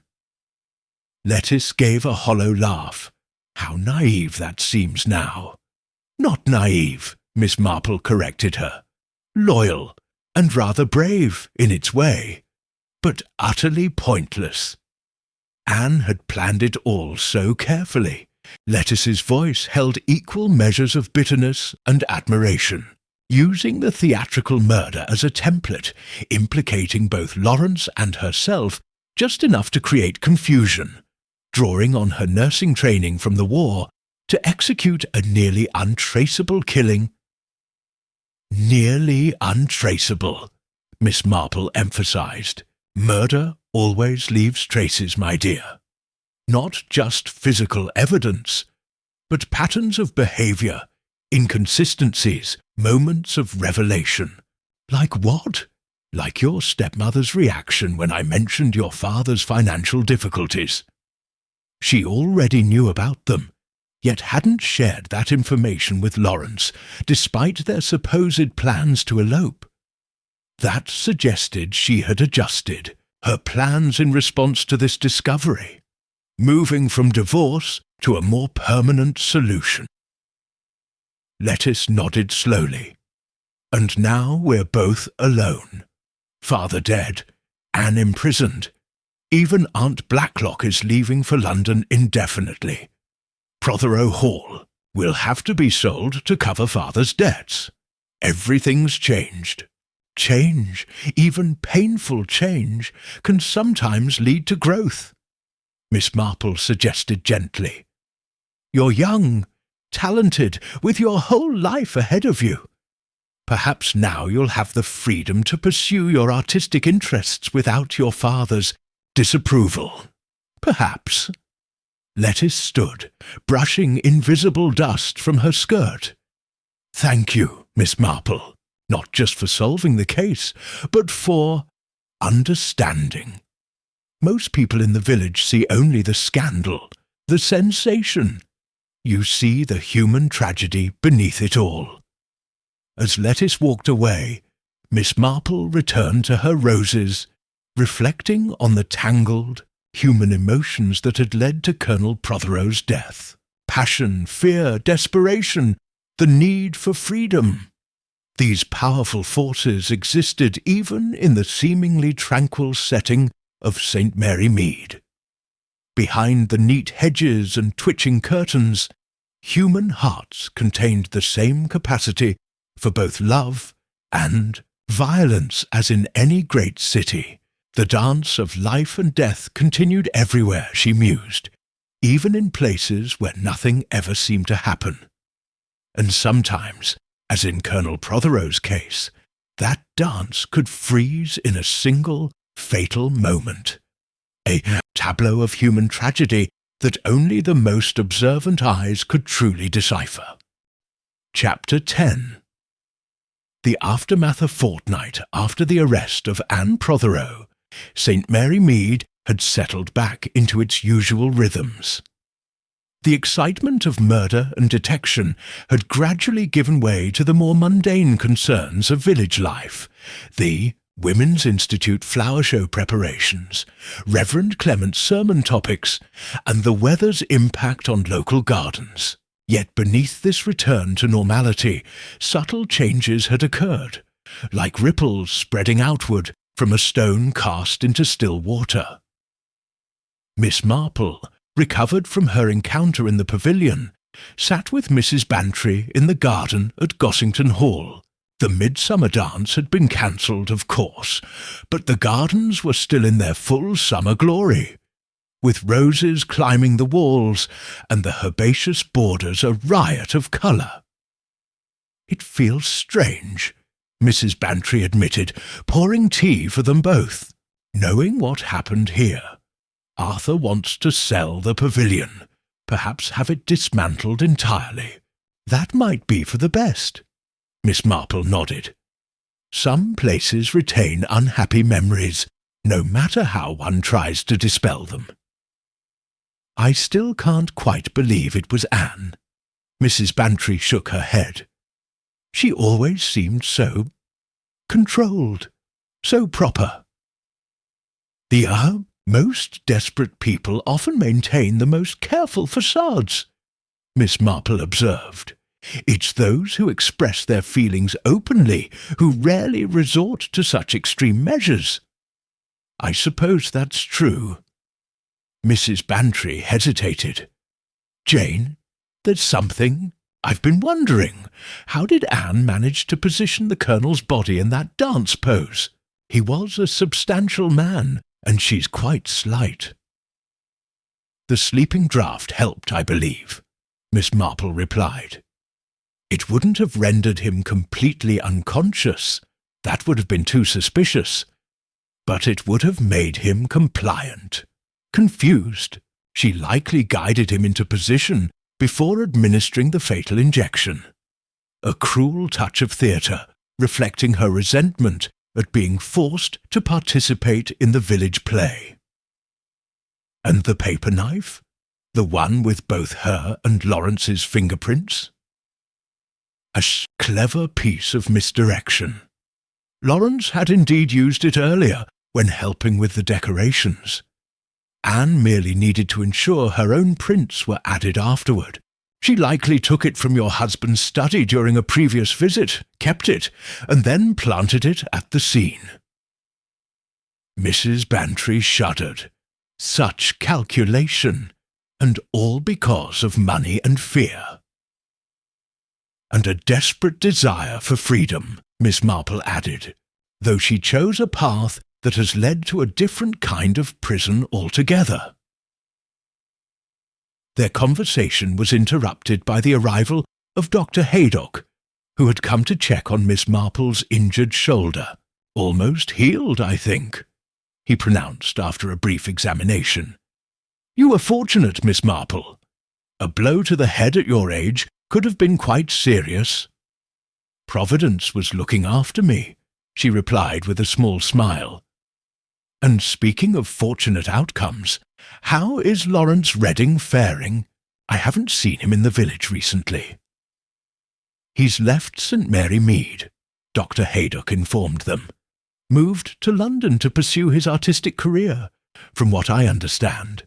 Too many unpleasant associations here, I imagine." "And Lettice?" Mrs. Bantry inquired. "Has there been any news about her plans?" "Miss Blacklock has taken her to London as well. They're staying in her flat in Kensington while the solicitors sort out the Colonel's estate.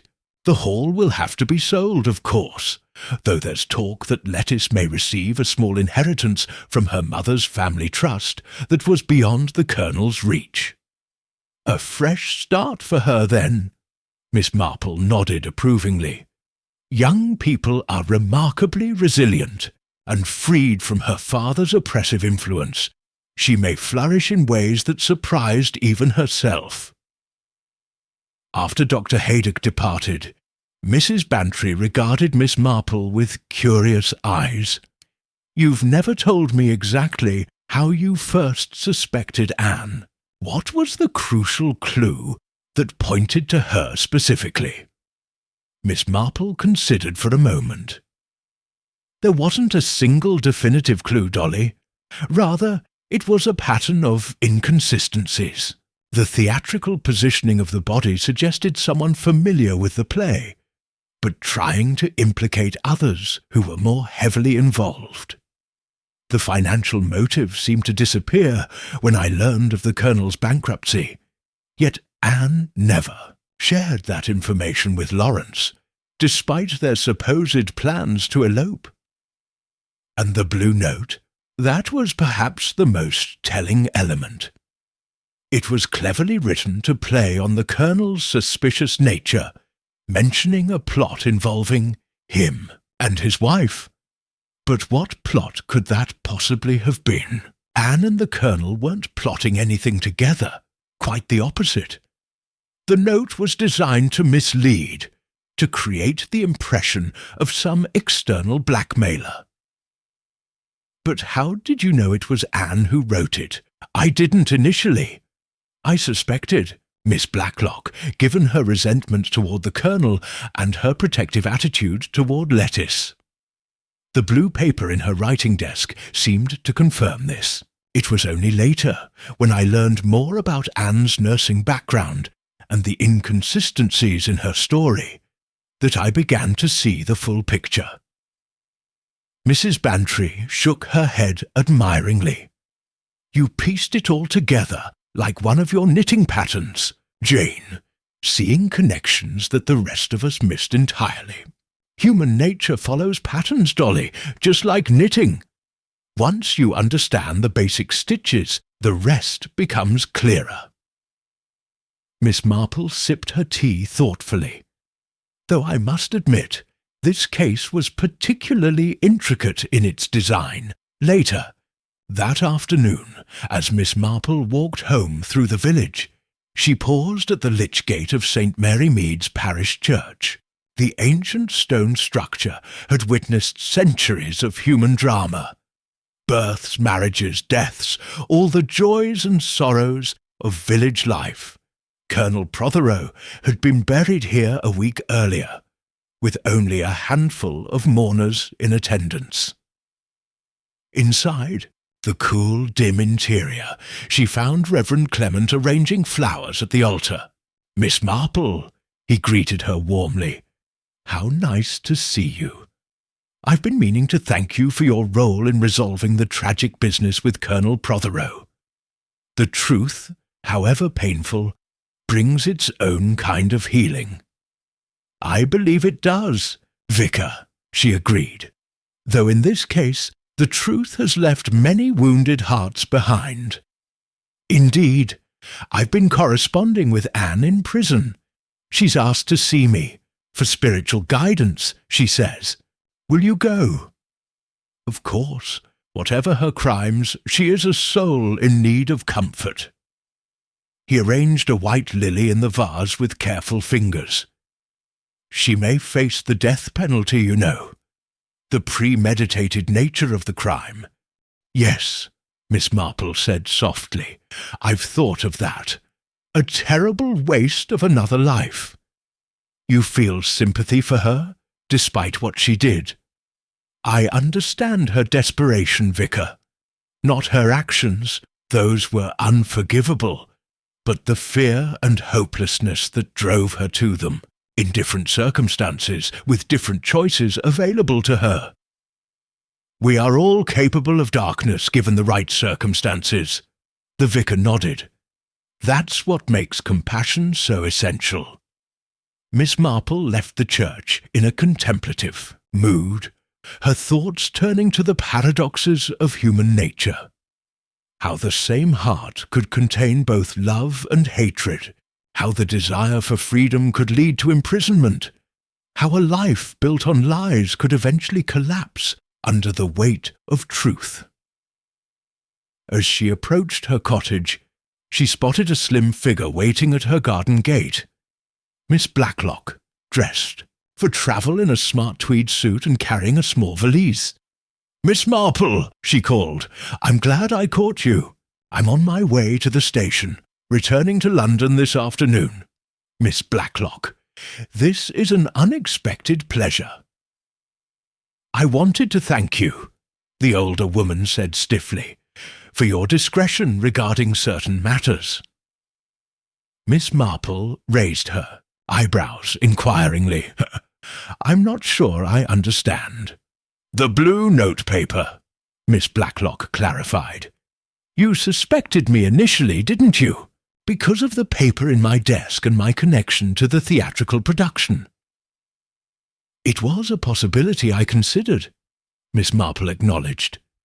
"Yet you never shared those suspicions with Inspector Slack until you were certain of the truth." Miss Blacklock's angular face softened slightly. "That showed remarkable restraint. False accusations can cause irreparable harm," Miss Marple replied simply. "And while you clearly harboured resentment toward Colonel Prothero for his treatment of your sister, I came to believe you would have chosen a more direct confrontation had you intended him harm." Miss Blacklock gave a short laugh. "You're right about that.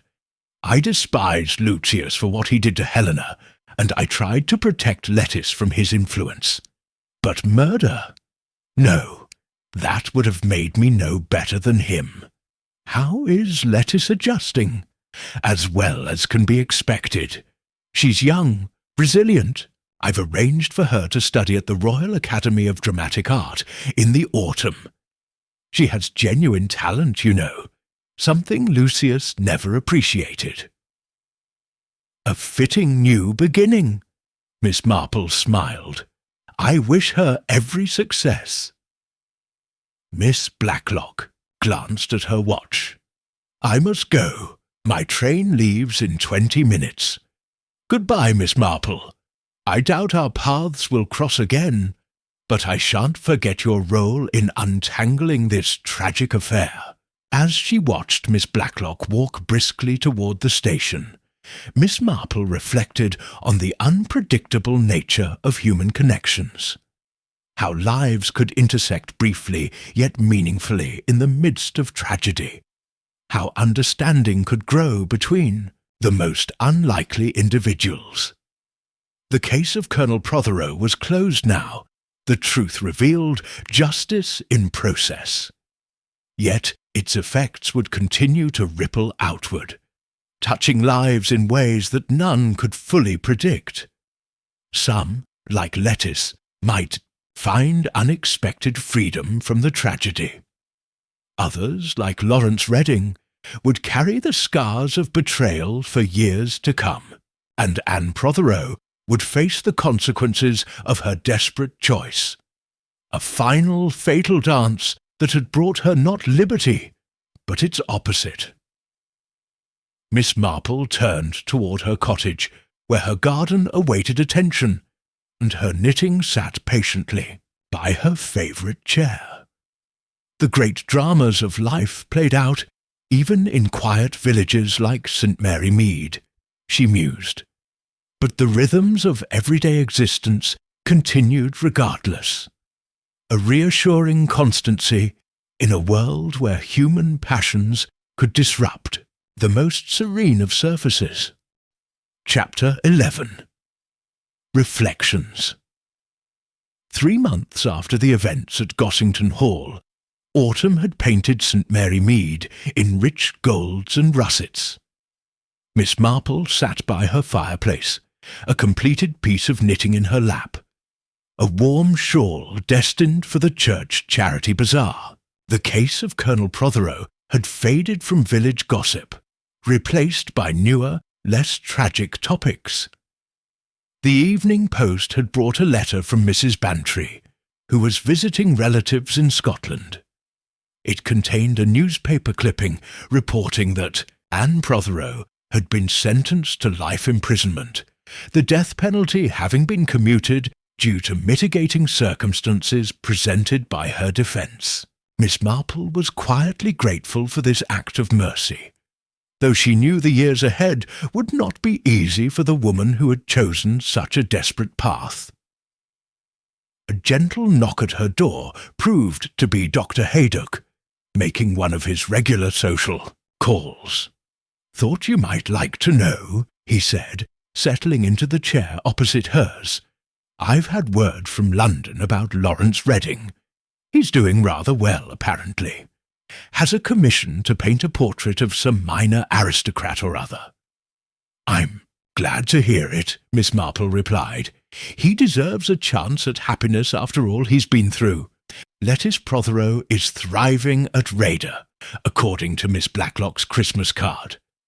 Says she's been cast in a leading role in their winter production." "How appropriate," Miss Marple smiled. "The theatrical connection continues, though in a far more positive direction." Dr. Haydock studied her with thoughtful eyes. "You know, Miss Marple, I've been reflecting on this case. It seems to me that you saw the truth before any of us, because you understood the human elements more clearly. While Slack was focused on physical evidence and obvious motives, you recognized the deeper currents: fear, desperation, the need to escape. Human nature doesn't change much, Doctor, whether in London or in St. Mary Mead," she replied. "People are driven by the same basic desires and fears everywhere. If one observes closely enough, patterns emerge." "Like your knitting. Patterns?" Precisely. Each stitch connects to the next, forming a complete design. In the Colonel's murder, each action Anne took was connected to her underlying desperation. The blue note, the theatrical positioning, the deliberate misdirection toward others. Once I understood the woman, the pattern became clearer. They sat, in companionable silence for a moment, watching the fire cast dancing shadows across the room. Outside, the wind rustled through the falling leaves, nature's gentle reminder of life's constant transitions. "Will you take on another case, do you think?" Dr. Haydock asked eventually. "If another mystery should present itself in our quiet village?" Miss Marple's eyes twinkled as she reached for her teacup. "I'm an elderly lady with perhaps too much curiosity and too little to occupy my time, Doctor. Should St. Mary Mead provide another puzzle, I dare say I'll find myself unable to resist observing its patterns." As darkness fell over the village, life continued its steady rhythm. Behind drawn curtains, villagers went about their evening routines, unaware that among them sat a sharp-eyed observer who understood that beneath the placid surface of rural life, human passions, both noble and destructive, continued their eternal dance. In her quiet way, Miss Marple would remain vigilant, ready to untangle the next mystery that disturbed the tranquillity of St. Mary Mead, guided by her profound understanding that the darkest secrets often hide in the most ordinary places.